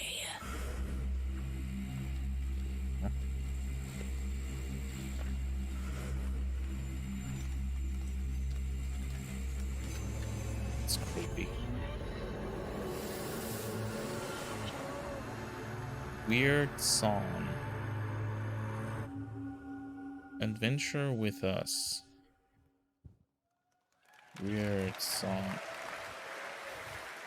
Lots of news here at Gamescom. All yeah, right, lots of about nothing Xbox actually. And Age of Empires 4 that continues to expand. Now we have news on the next civilizations What was joining that? the battle as We didn't see anything DLC. about if you this want to game. learn more about what's happening with Age of Empires They 4, might as well have turn to the not Xbox announced it. Booth stream for developer interviews What's on Wyrdsong? Thursday, but right now, here's We that know the announcement name. from Age of Empires 4. But nothing else, really. Okay, Age of Empires 4. There's more than one way. This yawn isn't really directed at Age of Empires. Well, kinda, because I'm not into real-time strategy at all. But it's a good game, right? Returns with 2 epic new civilizations. Wield the strength of the Malians. The Malians will use wit and strategy to outmaneuver their opponents and gain the advantage on the battlefield. Cool stuff. Press the attack as the Ottomans. Just a question. What's with the music?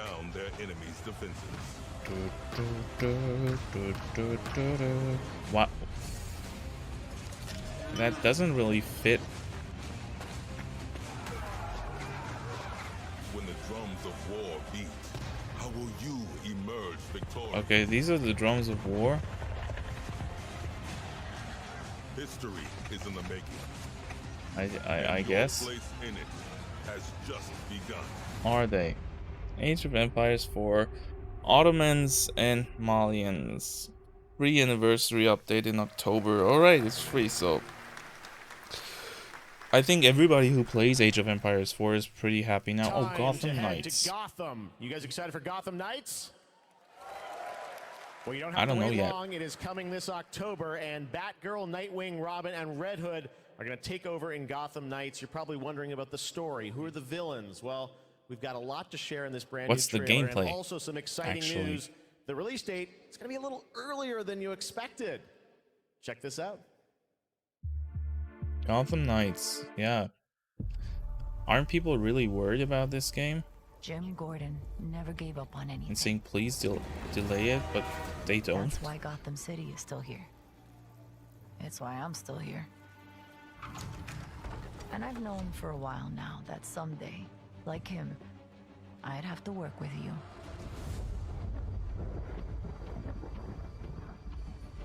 I've seen plenty of criminals in my career, but nothing could have prepared me for this. This is the new game by the guys that made the Arkham series, right? Oh. Well, if well. Isn't Brat Girl. Gotham City is at her weakest. There's blood in the water, and the sharks are circling. Not a big Batman guy, but play nice. But we aren't going to give the up. Arkham series was really popular because it seemed to be very good games for licensed games. What the fuck? See you at the premiere. I need your help. Your skills. Your knowledge. Your Oh, adaptability. look, gameplay. Or not. You got my back? Oh, boys! This biopic is based on a true story. My story. Soon, the world will feel as old as I do. I got one last little surprise for you. I feel like this looks like a decent game. From the trailer at least. Come to watch the show, Red Hood. Nah, I'm just here to kick your ass.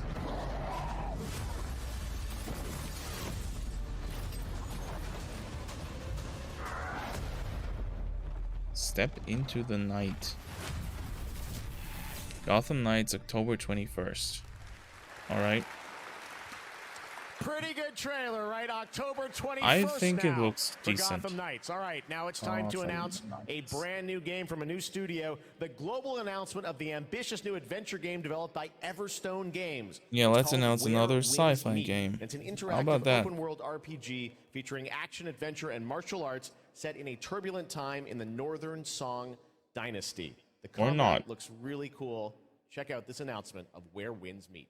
Where Winds Meet. Where Winds Meet. Okay, let's see it, because this sounded kind of interesting actually. When will there be no more autumn moon and spring flowers? For me who had so many memorable hours. The east wind blew again in my garden last night. I like the setting a lot. How can I bear the cruel memory of bowers and palaces steeped in moonlight? Carved balustrades and marble steps must still be there. But rosy faces cannot be as fair. If you ask me how much my sorrow has increased, just see the overbrimming river flowing east.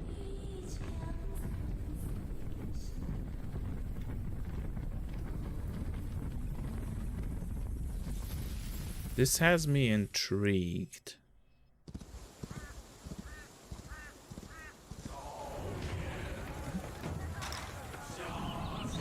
Ooh.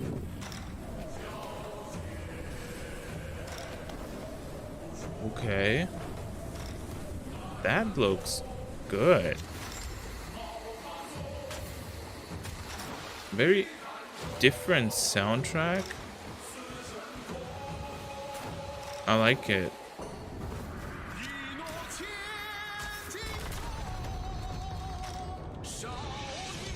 Wow. Okay, I can work with that.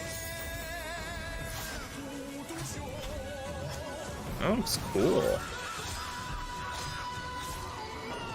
Kind of weird with how the fighting always looks like it kind of drops frames because of the animations.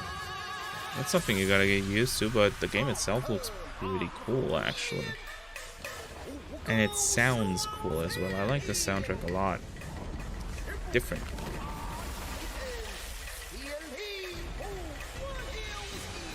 And I like how it incorporates fantasy and mythology into this. Ooh. Look at her. Oh, sick. Where winds meet. That might actually have been the coolest thing they've shown yet. This looks awesome. This looks really cool. I like this a lot.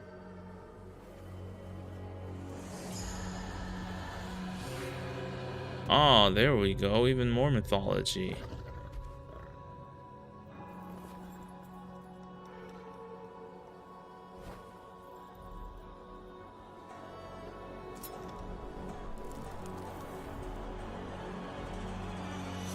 How cool.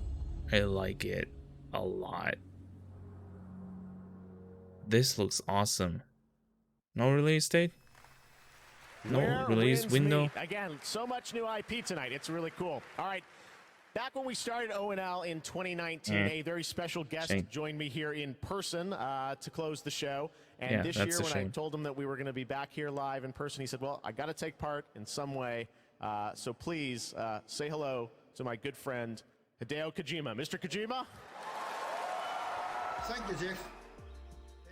Gamescom の皆さん、こんにちは。 Hello, Mr. Kojima. 僕は今ですね、ゲームの制作 I'm working on my new games. Today I'm here to share some other news. Something with Spotify because it's in the back there. Listen as my podcast program will be available exclusively on Spotify in September. Oh. We'll be providing both English and Japanese versions of the show with simultaneous interpretation. This podcast for fans not only in Japan but all over the world. Okay. Jeff's entertainment and news section will also become a regular feature. Okay. Scheduled for September 8th. Very special guests from various fields. Okay. Yeah, check the link and look forward to it.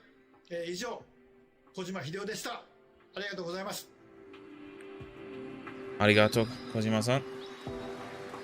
Always glad to see you. Presents Brain Structure only on Spotify.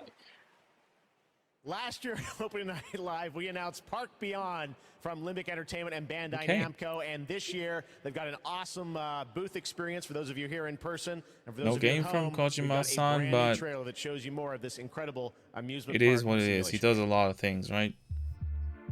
So what we got here? Bandai Namco, Limbic Entertainment. I didn't listen. What is this? Here is a little something to inspire you. Be creative. Be creative. Okay.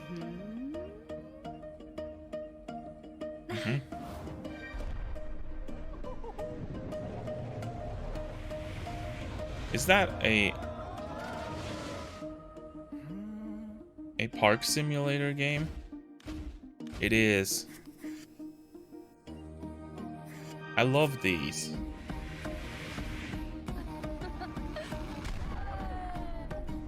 These are cool. But that looks dangerous as fuck. Oh, look. It's all that stuff you never could do in real life because it would kill people. This has a lot of potential. Couldn't we go a step beyond? Ta-da!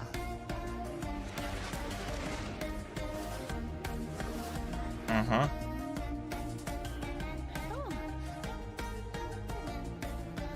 The character animations look so freakish. Oh, it splits. Interesting.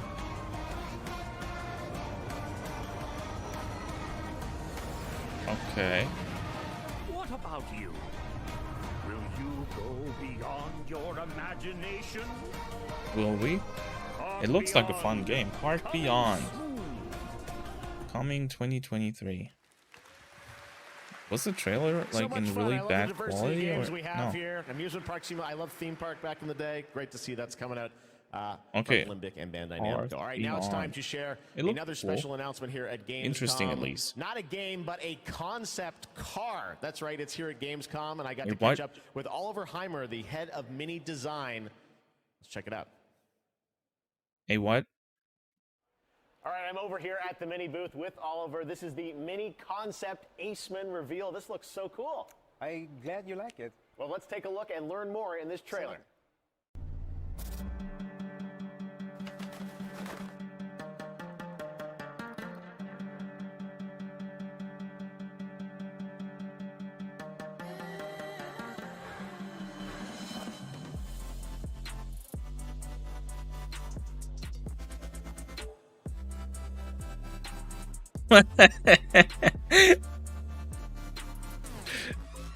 What the heck is that? A mini Pokemon this car. Looks so cool. I have so many questions for you. Yeah, I also have so many I ask you about this questions. partnership, a car with gaming features and Pokemon. How did this come together? Yeah, first of all, let's talk about Gamescom. You know, Gamescom is one of the core events of fandom pop culture. And as we ourselves are a part of that pop culture, we don't want to miss out such a great event. And the Pokemon Company International and we have a lot in common. We're both iconic brands. And Mini is more than a car. It's a character. You partner to explore the world. And the world of Pokemon is full of unique characters with special powers. So we share a love for distinctive design and strong values. What's with I'm going to ask you your favorite Pokemon in a minute, but first, I want to ask about the gaming features. We saw a little bit in the trailer. Tell us, break it down. Why does this appeal to gamers? Why does... So, first of all, it's all about the Aceman's gaming features. It's designed to be playful, as the brand is. The Pokemon mode welcomes you inside of the car, and then you can connect your gaming console to your Mini. And all you notice is a lot of details referencing Pikachu in particular. Yeah. The Aceman is fully electric, just like Pikachu is an electric type. So they're a perfect match. Great is match. There an overarching motto to this partnership? So indeed there it is. Weirdness. We asked ourselves the question, what is if a car could connect it with your gaming console, just like it does with your smartphone? So we are promoting a playful mindset, just like our brand in Pokemon. So our Gamescom claim is play on. Play never on. Stop playing. Well, speaking of never stop playing, will we see you next year at Gamescom as well? Yeah, we plan to stay in the game and play on for sure, like we always have from the get-go. So stay tuned. Awesome. All right, Oliver, thank you so much. And we've got much more O&L still to come. Let me just write that down. Pokémon Car. I don't think anybody expected to see Nintendo here at all. Especially not with something like that. Welcome to Tertium, a sprawling hive city. Brink of destruction. It's Darktide again. Are a reject, a convict free, But this time it's a real trailer. in this darkest of hours. I want to talk about the Pokémon Car, but I also don't want to skip over stuff like that. I feel like that's not fair. So we'll talk about that at the end. Man, I got so much to say about that. Hey, I really gotta concentrate on this right there. Alright, what we got? Master melee and ranged combat. So it's Darktide. Right? Is that game not out yet? I feel like I've seen a lot of this. Purge the unclean. I'm not into Warhammer at all. I've never even touched the franchise, to be honest. Rejects will rise. Rejects will rise. Warhammer 40k Darktide. It's not out. November 30th. Okay. It looks decent. Focus Home Entertainment Indie Series. There were two twin sisters. The Parasite. Dora and Yaga. Huh? You got it all wrong. Once upon a time, there was a freak with no face. Stop it! You can't hide from Baba, princess. How much longer you want to be a nobody? I just need to find the Red Oak. What you really want to find is the hut. Explore a mythical world like no other. What the hell is wrong with this forest? Yeah, what the hell? This looks cool. Master the bow and unleash your witchcraft. Huh? Not bad.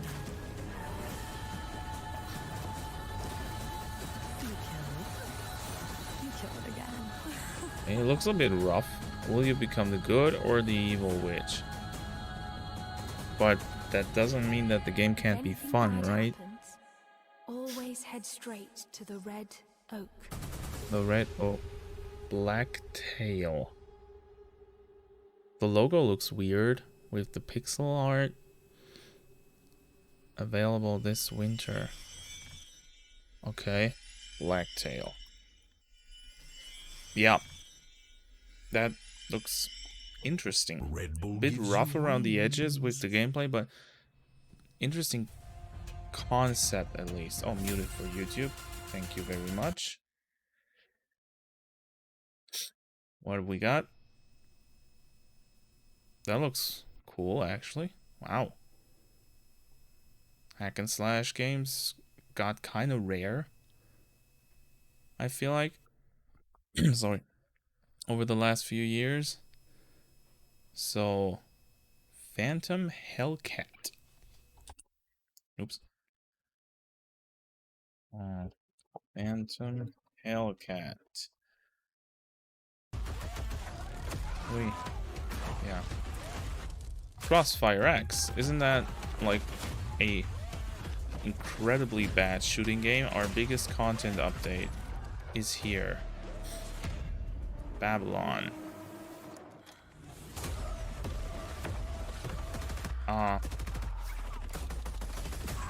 Babylon makes me think of Babylon's Fall.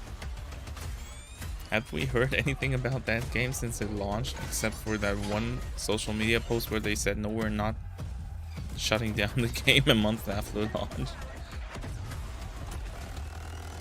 Are they gonna fix it? Are they trying to make a comeback?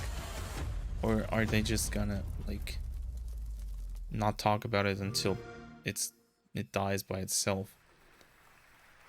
And now yeah, it Crossfire is time X. for a final Okay. award.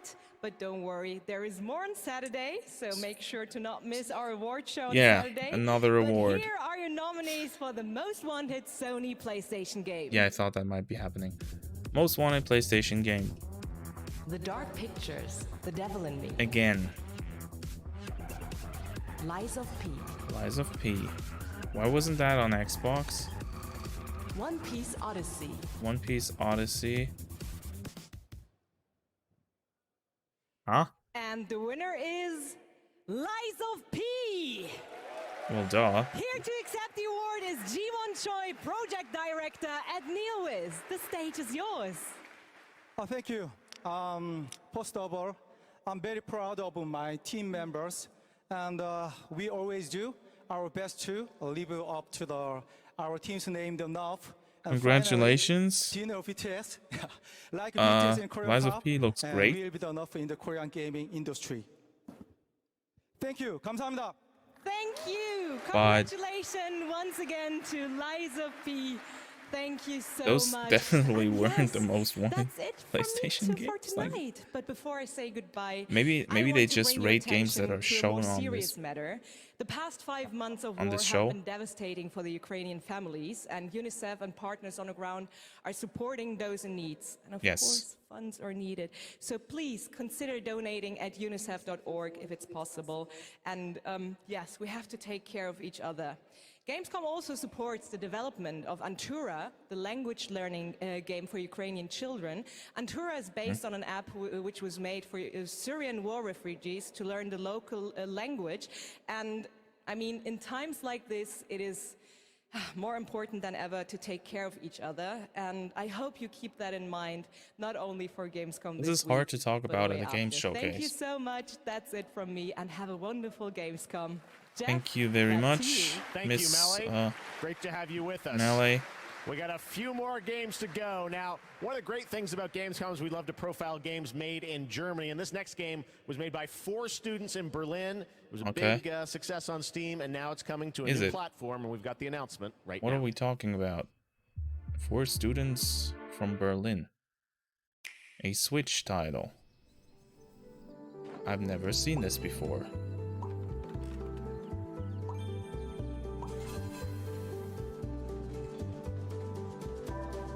Explore colorful biomes.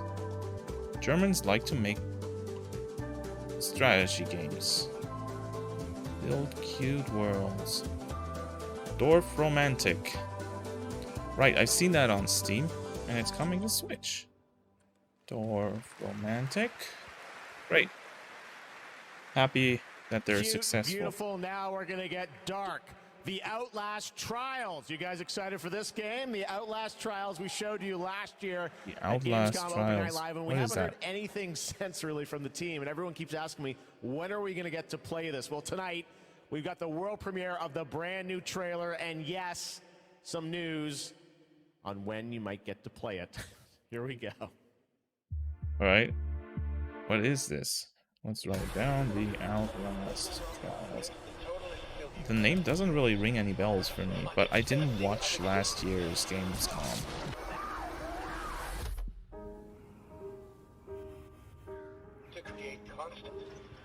Okay. That looks nasty.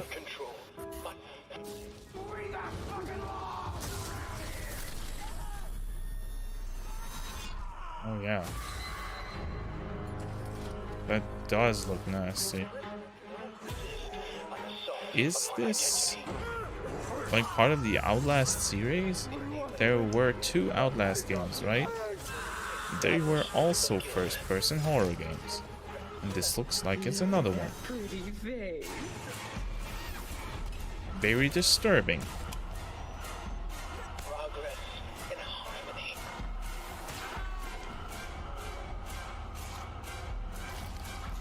Yeah.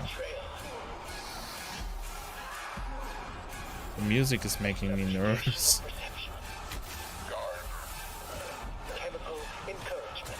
Wow. Doctrine over person. Perfect. Great concept there. elaborate and inclusive, rather than terse, for an even greater emphasis upon the experience of personal rebirth. Chef went out.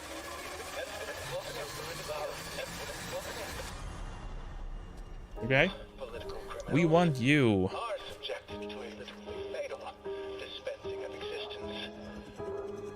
Are you lost, lonely, poor, confused?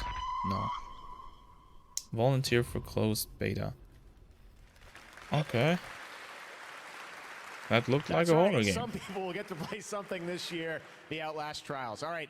I like how he's he's got a tease of the first release from Embark Studios, which how he's like throwing shade at the studio by saying that they aren't showing anything or saying anything about the game. Where destruction is going to play a key role. What we've got here is a short tease with some actual gameplay in it. The full reveal is coming later in September. You can sign up starting now to get in to start playtests of this.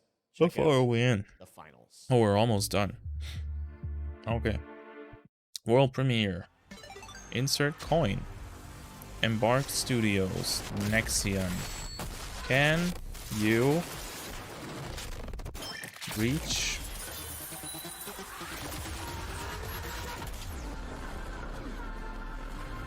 the finals? Sign up now. Steam playtest starts soon. I thought he said there's a few peaks of gameplay. Right. We got one more game for you tonight at Gamescom Opening Night Live, and this is one we've all been waiting a long time for. Here we go. One more game, and what are we finishing off with here? Oh no. Muted. Oh, it's Dead Island 2, isn't it?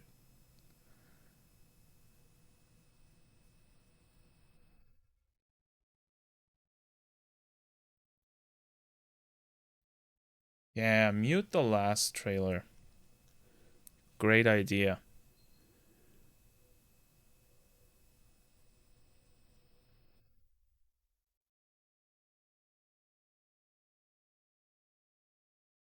Is this Dead Island?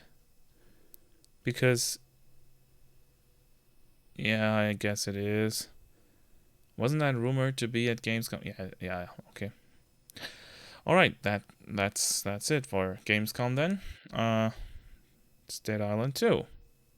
Great. Cool guy.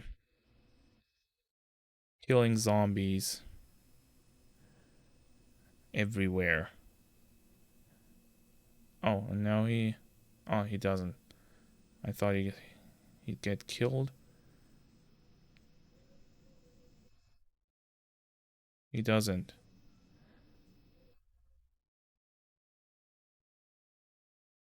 He doesn't even use his gun. He's super strong. Yeah, burn the zombies. Now go shopping.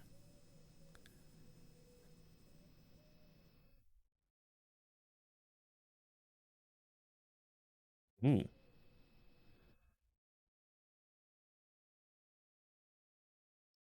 Nasty. Oh, there's the guys he burned. Now going back home. Had a nice day.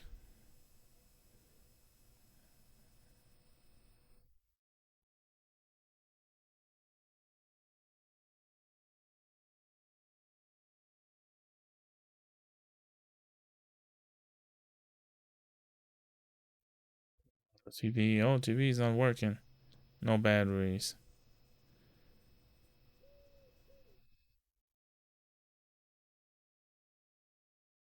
Oh, there's a sword.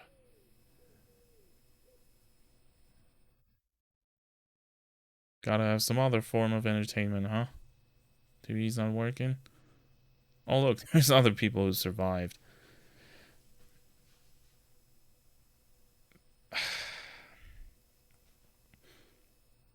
Yeah, it's Dead Island 2. There we go. February 3rd. I thought it was supposed to be it's true. This Dead year. Island 2 coming next February, and joining me now to tell us about this long-awaited game is Con. Con, great See ya in to have Hell you with A. us. First of all, let's explain a little context to that trailer we saw. Who is that character that we meet? Thank you, Geoff. It's great to be here. So you just met Jacob, and he is just one of our 6 playable characters. Our zombie slayers have larger-than-life personalities and unique dialogue, which fits in with a very pulpy and irreverent tone, as you could tell. I see the tagline there, see you in Hell A, so it looks like we're heading to Los Angeles in this game? Well, our pulpy tone is kind of a love letter to classic cult Hollywood horror B-movies, so where better to set it than in Los Angeles, sort of a modern paradise gone to hell. Oh yeah, it looks cool. It's obviously over the top. My list. I know you're working on the I'm narrative looking for it. over there.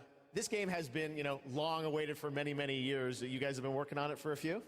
Yeah, I'm sure some fans would agree with you. It has been long awaited, but Deep Silver Dambuster Studios started work on it about 4 years ago.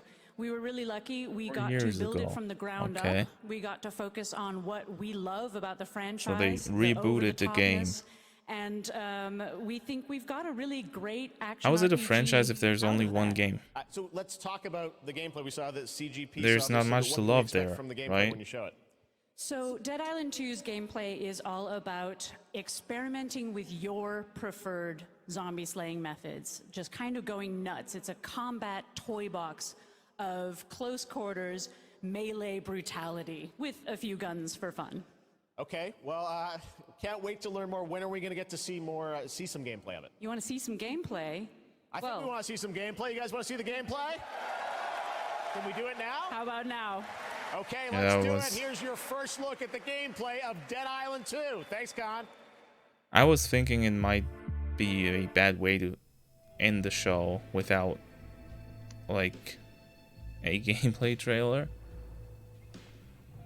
Or rather, end the show with just talking, with an interview basically on stage. That would be a weird way to end the show. So I'm glad we got this. Stand the fuck back. It's hammer time. Ooh. Thank you for censoring that. Jimmy?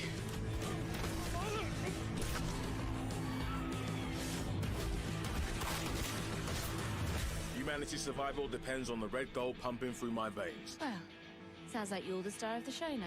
This motherfucker. Wait, is it first person? Is Dead Island first person?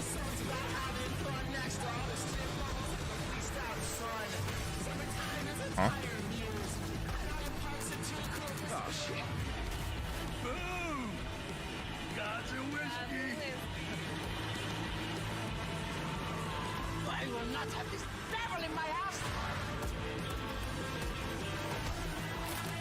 Stop noping that. Why are you showing so much gore, but then you nope something out? Gosh, this is beyond insane.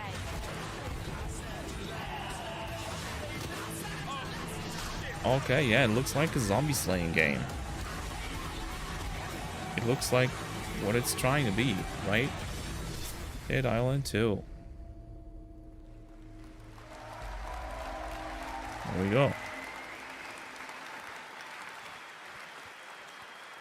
And believe it or not, there is an uncut version of that trailer you can watch online if you want to see even more. All right, well, that's Dead Island 2 coming in February, and that is going to wrap up all the reveals for Gamescom opening night live 2022.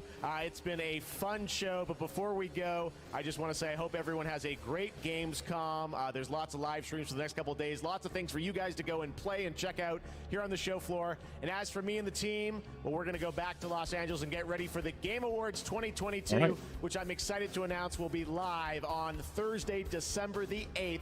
2022 from the Microsoft Theater in Los Angeles. We've got lots of great stuff we're working on for that. But until then, hope you guys have a great Gamescom. Thanks so much for being a part of Opening Night Live. We'll see you soon. Thank you, Geoff. Thank you very much. That was interesting. Let's say that, right? Okay, video's done. Let's leave a like here first. Do the YouTube.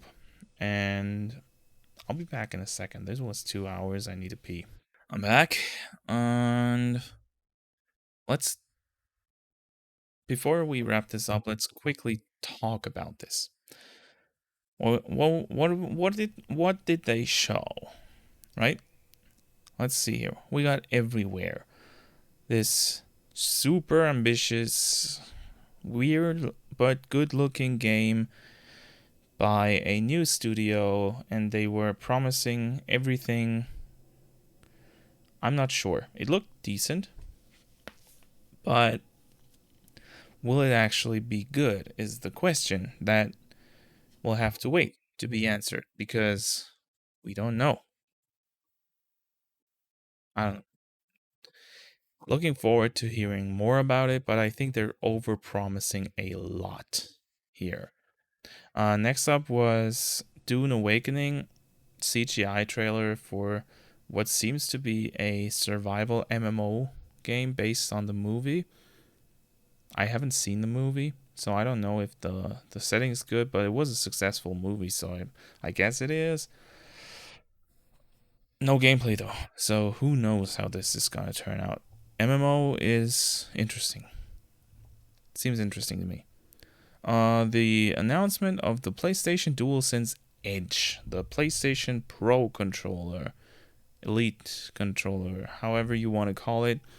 This was a rumor for the longest time now, and we actually got the announcement for it. I'm going to read up on that, see what it's actually about, how much it costs, because the DualSense is expensive as it is.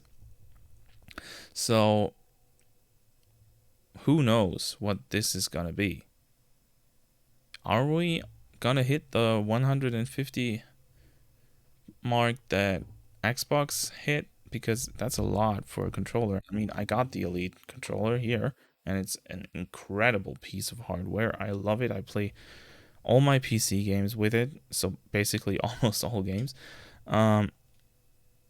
If they can match the quality of this, I'll be happy and I'll buy it. I hope they can, because a PlayStation controller with back paddles that is a bit more customizable, that would be amazing. So I'm looking forward to seeing more of that. Next up was the Calisto Protocol, as is standard with Geoff Keighley's shows. It looks good. It looks gory. Very much. Very gory. I'll try it out when it comes out, or maybe after that, probably. I'm not too hot on it, so I won't play it immediately, probably. But it's on the list, so we're gonna play it eventually, and maybe it'll be on sale, or go to Game Pass, go to PlayStation Plus, whatever, at some point. So we'll be playing it at some point, and I guess it'll be fun. Lords of the Fallen,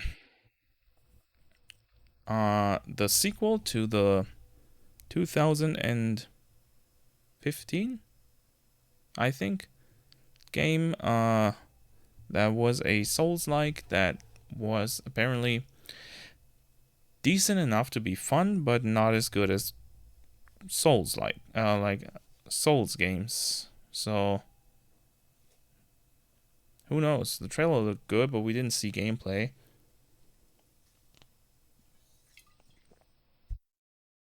Then we got Moving Out 2, which looked fun. I haven't played the first one, but it looked fun.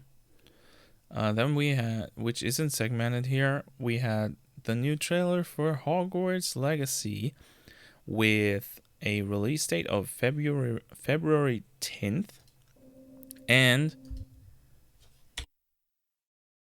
this monstrosity. This is not good. We don't know a lot about the game. It looks very overambitious, so I'm cautiously optimistic for it. But I don't like the whole pre-order stuff with early access. Not cool. So yeah, that's a no from me. I wasn't gonna pre-order it anyway, but especially not after that. I'd rather play a game a few days late than support scummy stuff like this. What else? New Tales from the Borderlands. Looked fun. Looked like Borderlands. The humor was there. It wasn't afraid to say stuff, which I always think is good, especially nowadays. So, yeah, looking forward to that. Dying Light 2, the expansion, looked pretty good. Dying Light 2 seems to be pretty good, so yeah, I like that. Then we had a very small section for this weird pirate game. Tortuga was what it was called. Pirate strategy game. Not really much to say about that. Then we saw a very short trailer for Marauders. Also nothing to say about that because they didn't show anything. The Destiny 2 Lightfall reveal trailer. I didn't know it was Destiny 2 until they showed it was. Maybe because I'm not into Destiny, but it looked different than what Destiny was in the last few years. But Destiny seems to be doing well. If they can put out this many expansions, might have to check into that at some point. But they do some scummy things in there. Like from what I read, like removing content that is in the game that people paid for and make it unplayable. Not a big fan of that. Then we got the Sonic Frontiers trailer that showed us gameplay. Look at that. That looks like modern Sonic, but also 2D segments. This looks like Sonic Generations.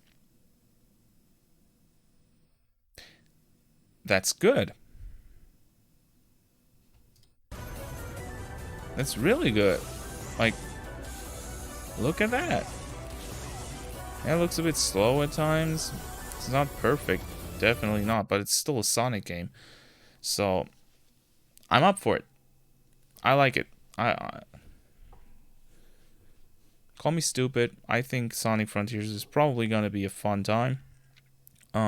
Release date one day before God of War is also something I don't really think is gonna turn into a problem because the fan bases don't really overlap that much, and those that do,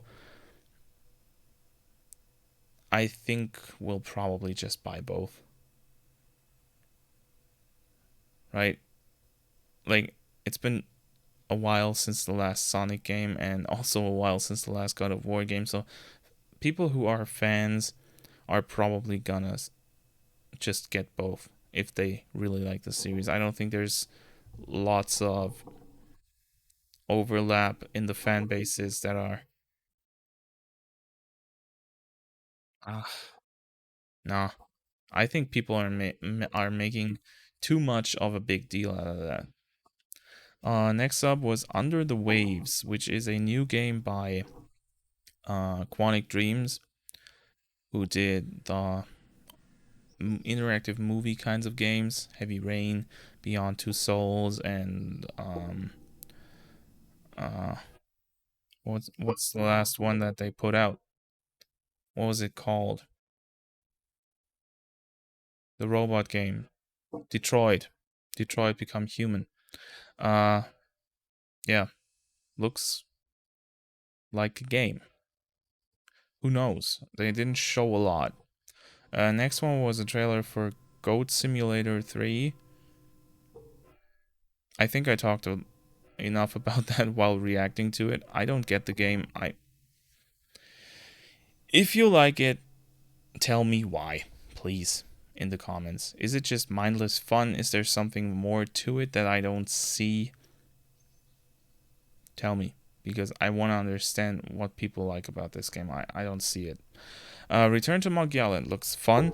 It had this very, very fun and, in my opinion, pretty smart way of telling you to pre-order by telling you, okay, if you pre-order, you get something that's worth nothing. That's just gonna sit in your inventory for the whole duration of the game.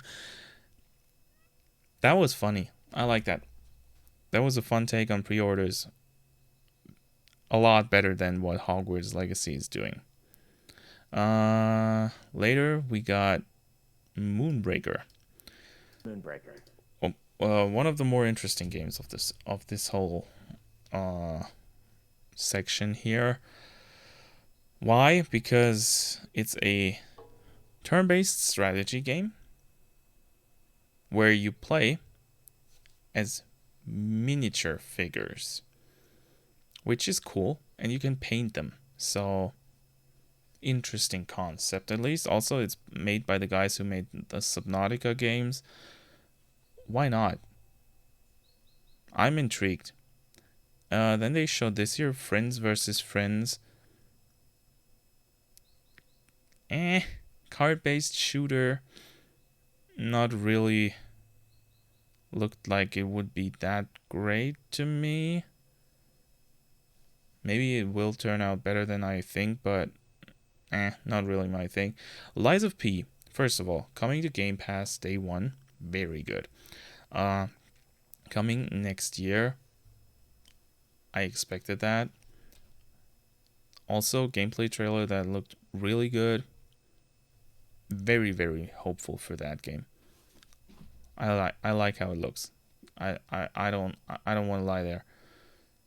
Then we had this incredibly weird section where this lady from ESA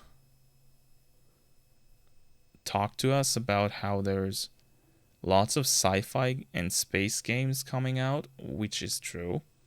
And she said that because of that, more people are interested in space, so you should go and join a space program and see space for yourself. That was weird. I don't know what to say about it, but it was weird. Stranded Alien Dawn looks like a sci-fi world building, base defense kind of game. Not really my type of game, but looked okay. Atlas Fallen, the new game by Deck 13, who I think, let's Google that real quick. Deck 13. What did they make? I feel like I know. Right, they made The Surge and Lords of the Fallen. I knew I've heard of the development studio before. So this is probably gonna be a Souls-like title. And there was a little bit of gameplay even. So yeah, it looks cool.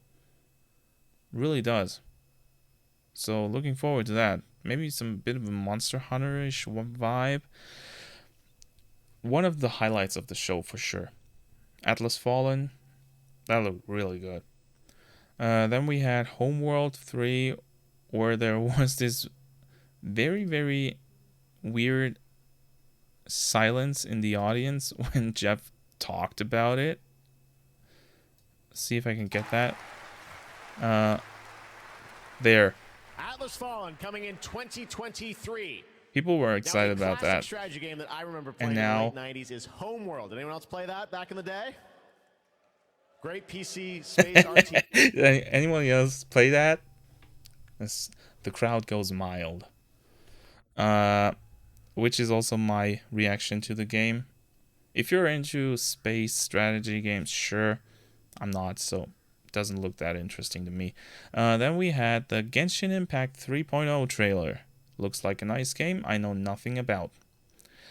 Honkai Starrail, which is made by the same people that make Genshin Impact, but it seems to be more of a story-based game. With a trailer that looked good. Didn't tell us that much. Then we had the trailer for High on Life's first boss. Or a boss. this game is going to be either very weird or very weird and good.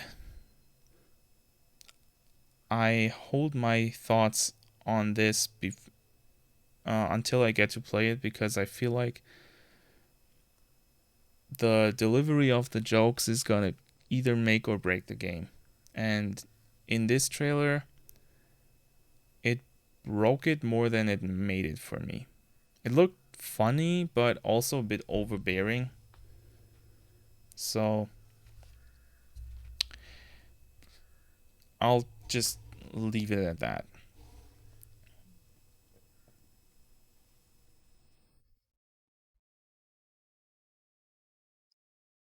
Then we had a trailer reel for a few games coming to Game Pass and coming to whatever Level Infinite is, apparently.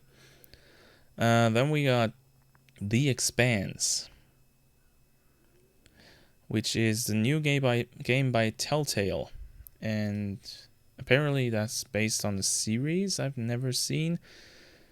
It looked good. There were a lot of decapacitated heads. Looked dark, but also comic-y. So who knows? Decent enough though. Killer Clowns from Outer Space.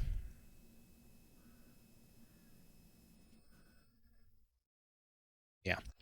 Made by the same guys that made Friday the 13th, the game. So, not my thing. Then we got Scars Above, which actually looked kind of cool. With Lara Croft here. That seems to be some kind of sci-fi shooting game. Looked decent enough. Interested in that for sure. After that, there were some more awards that for the green, the whole climate neutral stuff. I didn't even know they were putting in an award show into this, but they did, and yeah. Then they showed Wyrdsong, a new game by the people who made a lot of RPGs like Fallout New Vegas, The Outer Worlds, stuff like that.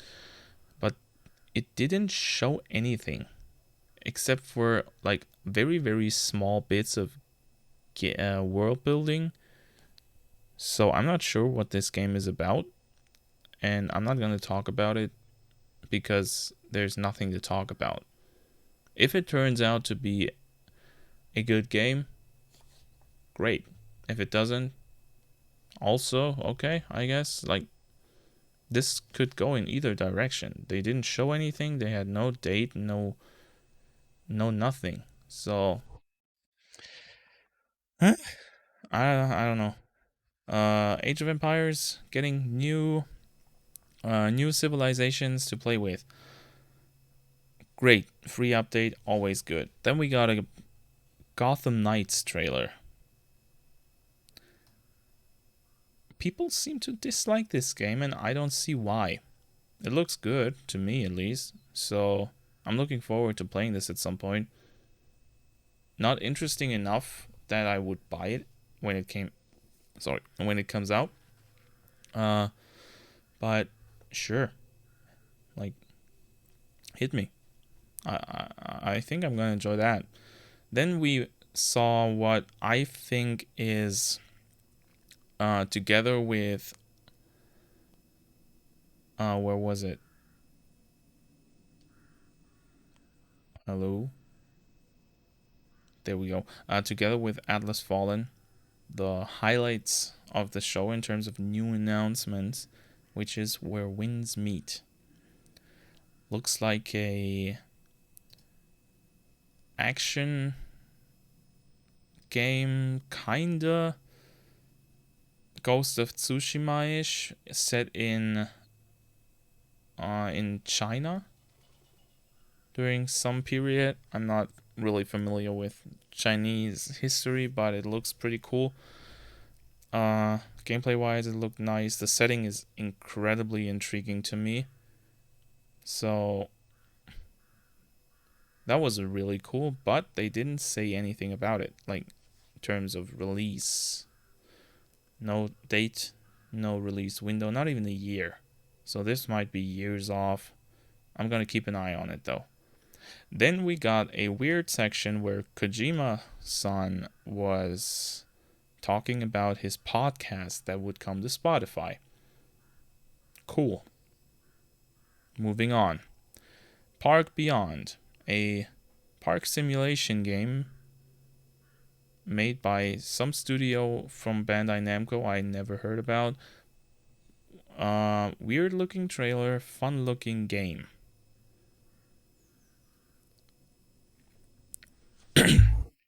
Okay. Then we gotta talk about this. This happened.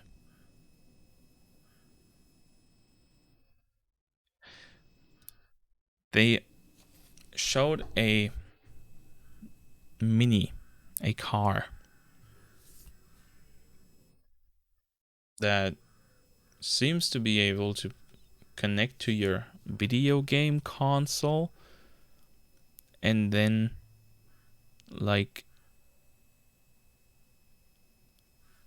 a projector, use the headlights to project the game screen on a wall, onto a wall in front of you. And it's an electric car, and it shows its charge with Pikachu emotes. And it's a Pokemon car. I'm having a hard time talking about this because my head is full of stuff I want to say about that. But one thing I have to say is, what the fuck? What is this? This is like the weirdest shit I've seen in a long time. But I guess it's a thing now. Also, what's with Pikachu? Why does it look so weird? Pikachu doesn't look like that, does it?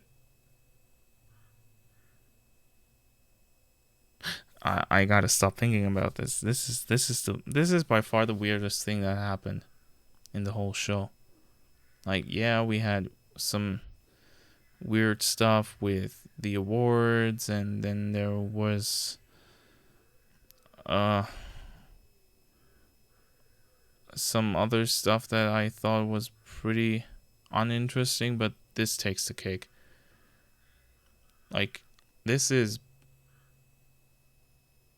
just plain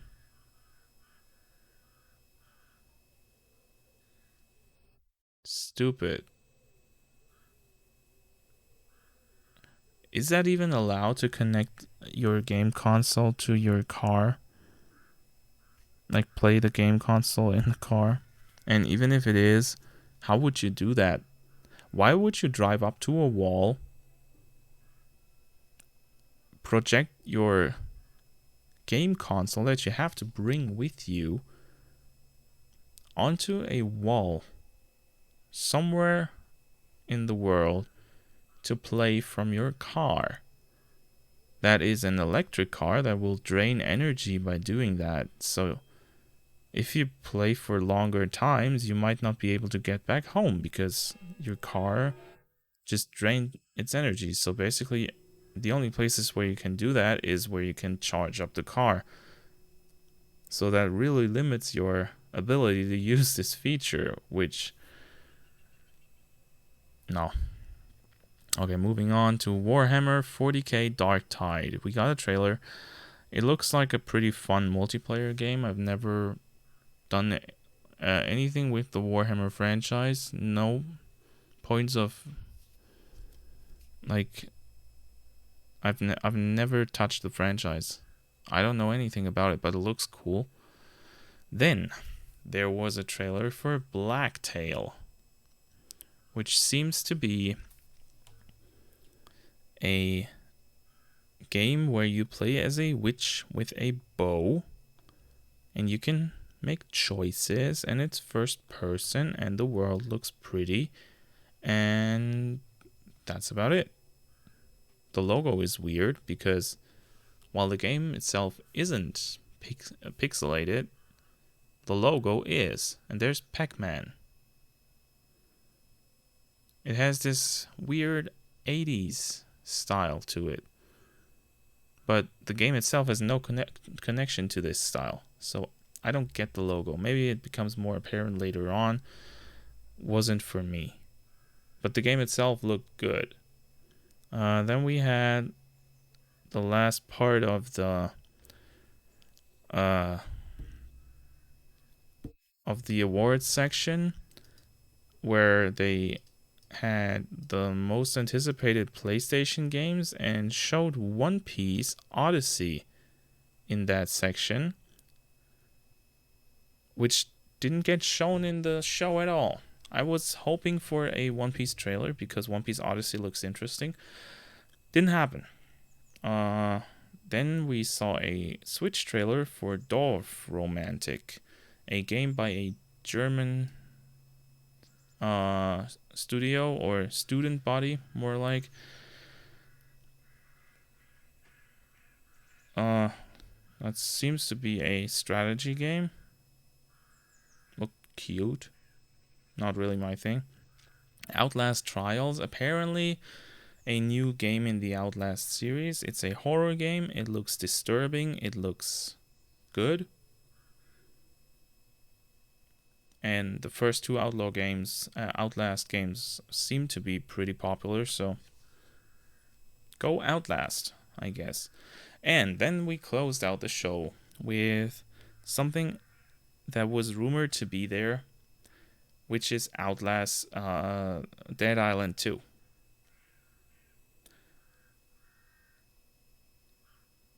The game is coming out February of next year. They showed a cinematic trailer. Then they went into this interview section where I thought, okay, this is a weird way to close out the show. But then they didn't, because they showed a gameplay trailer that actually looked good. It actually looked like a fun zombie slaying game, if you're into that stuff. Still, I think that this wasn't really a big enough thing to close out the show with. But I'm not into Dead Island or zombie games in general, so I can't say. But for me, the show ended on a low point. If they closed out with the Pokemon concept car, that would have been really funny. But I think they could have closed out with either Gotham Knights, Lies of P, or Atlas Fallen. If they did that, that would have been better. But that's just my opinion. Either way, highlights for me in this show were everywhere if it turns out to be good, which I think it won't. Well, what else we got? Sonic Frontiers, definitely looks great. Kinda Moonbreaker, because the concept is intriguing to me, even though I'm not into strategy games as much. Lies of P looks amazing. Looking forward to that a lot. Atlas Fallen, probably the most interesting new thing that was announced. And where is it? There, Where Winds Meet. Where the Wind Meets, sorry. That one also looks really good. So, yeah. These were, for me at least, the highlights of the show. There was a lot of stuff. There was a lot of filler. The show was way longer than it needed to be. but we got some good, interesting stuff out of it. So overall, I'm happy with the show. It was just way too long for what they actually showed. Could have been a good deal shorter. But that's just my opinion. Maybe you're thinking differently about this stuff. Let me know in the comments down below. What are your favorite games from the show? Was there anything announced that previously wasn't, that you're really interested in now? Or maybe there were games that you weren't interested in but are now, like maybe High on Life, or I don't know, something else. Maybe you liked the Destiny reveal. Just everybody's different, so I don't know. Tell me. Let me know in the comments down below. Tell me what you liked, what you didn't like. And yeah, I'll see you guys at the next thing to react to, I guess, which might either be a Nintendo Direct or the PlayStation Showcase that is rumored for next month. If both don't happen, maybe the Game Awards, but that's a ways off, so we'll see. And as always, keep that backlog rolling. See ya.